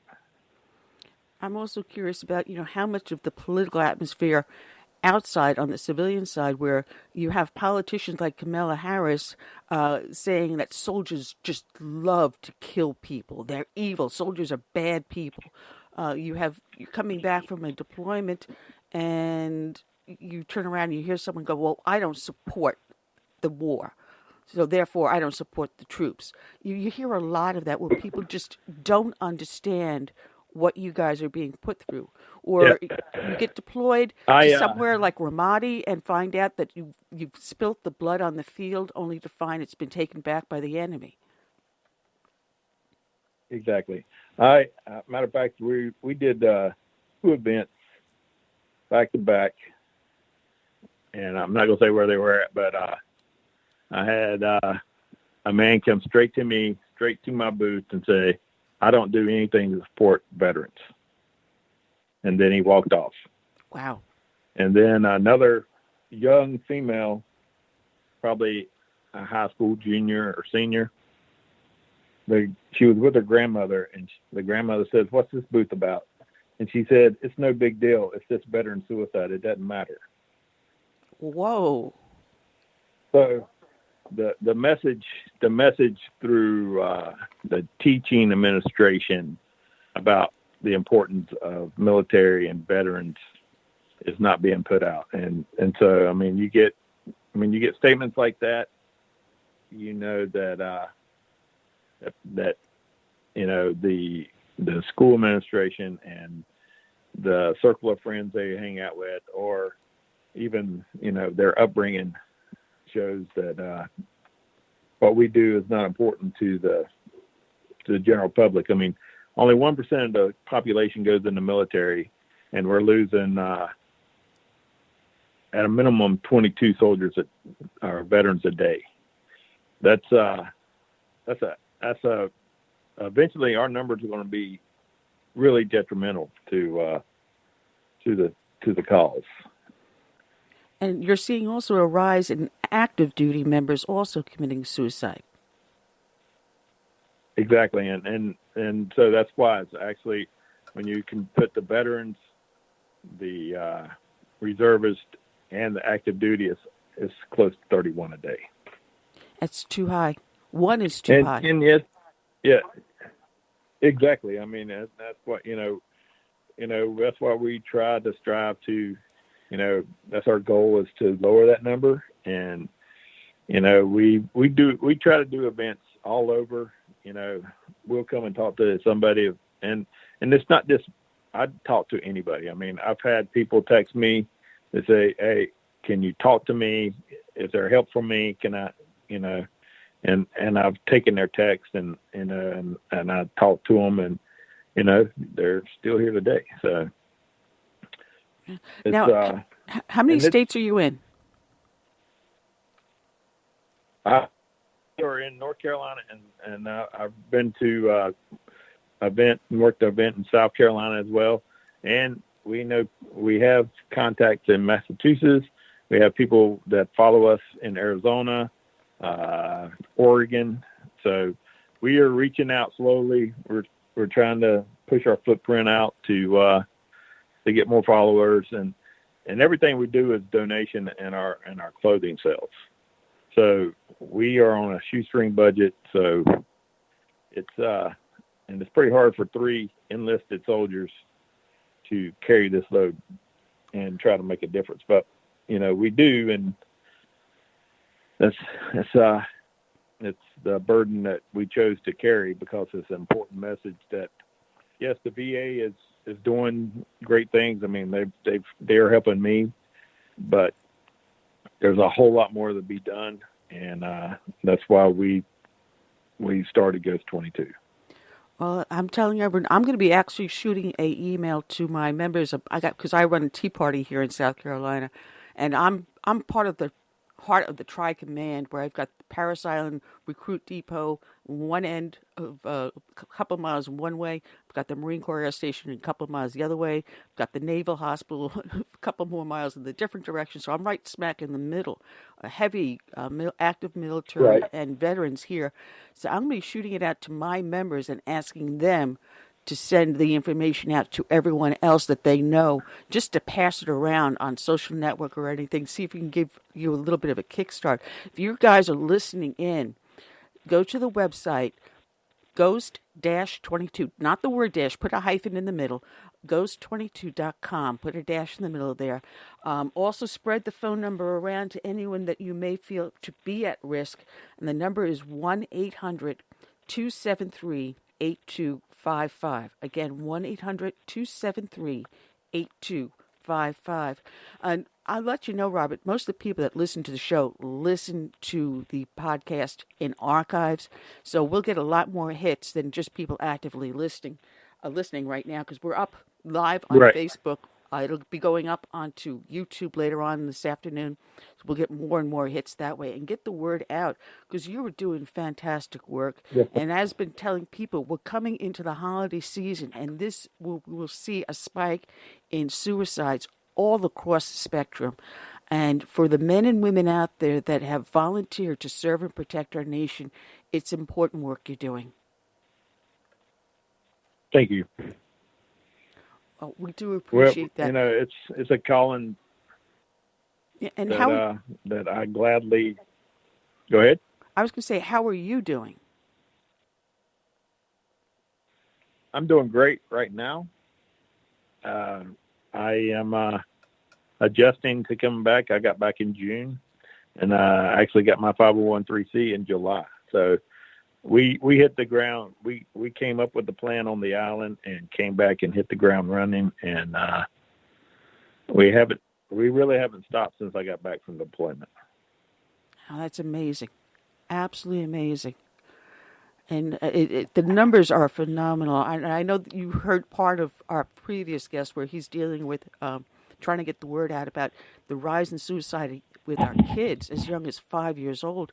And there's something going on in today's society, and I don't know what it is. It's the weakening of our moral fiber, the fact that, we pamper today's society too much with safe zones, and how dare you wave the American flag? I just got triggered. We were formed as a nation of settlers that were tough. We wouldn't have survived if we weren't tough, and I think we're making ourselves a nation of wimps. And unfortunately, it's taking its toll. Yes, ma'am. I agree somewhat with that statement. That you and you got to be, and then whenever you do, and if you voice your opinion, and like for me, I have to be politically correct whenever I say something, because it could offend somebody that then it will affect my security clearance and my job as a whole. Now, I'm still in the guard. That is a shame, because I was married to a Marine, and he could not talk politics whatsoever. I would want to put a bumper sticker on the car. He goes, "Nope, you can't do that." Our voices are being stifled, and that's a shame, because that's not what being an American is about. It is. It's free speech, freedom of speech, not freedom from speech. And I'm glad I've got this platform in which to help you get that message out. And you do great work, Robert, and I wish you the best. And like I said, this weekend I'll shoot out an email to my members, and I'll post it up wherever I can and help get the word out for the work you're doing. Yes, ma'am. Well, thank you very much, and you're doing great things. Thank you. Thank you, and God bless. Take care. All right. Yes, sir. People Thank can you. find you also on Facebook under your name, Robert C. Hastings. Remind people there, too. Yes, ma'am. Thank you for your service. Yes, sir. Thank you. All right. Thank you.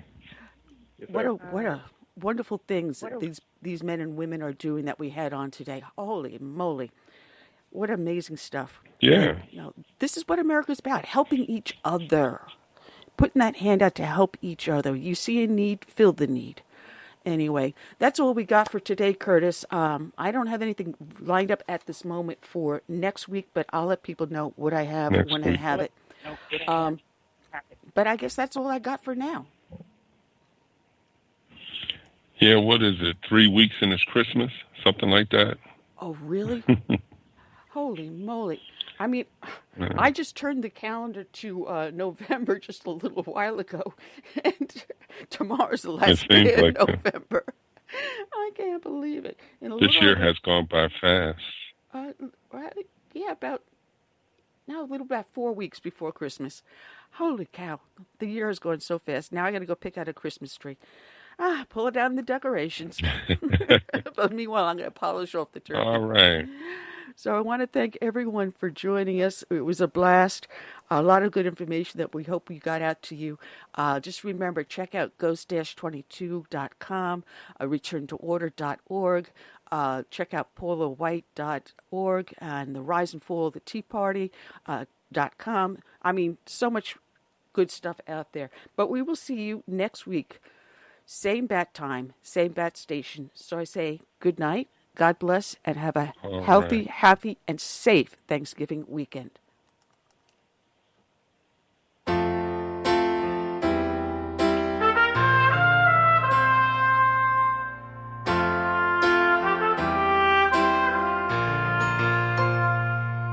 I'm praying for this land I love, America, America, the home of the free.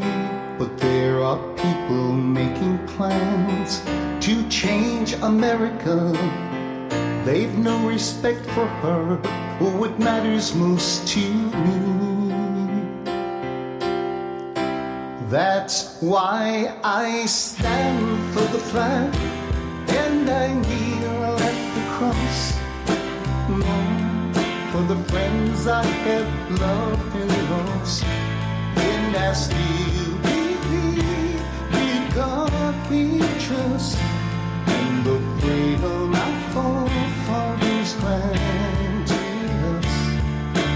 I hope it's not too late to save America.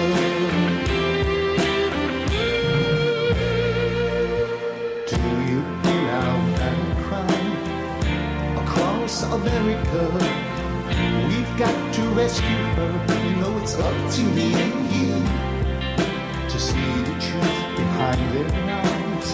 Don't change America. God bless America and the red, white, and blue. That's why I stand for the flag and I kneel at the cross.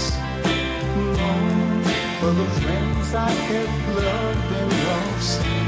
And I still believe in God we trust. And the freedom 90 seconds.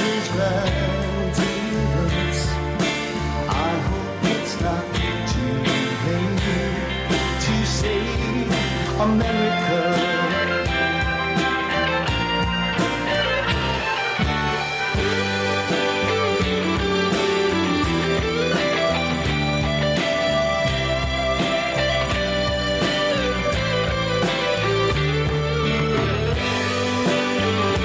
60 seconds.10 seconds. Together we can save America.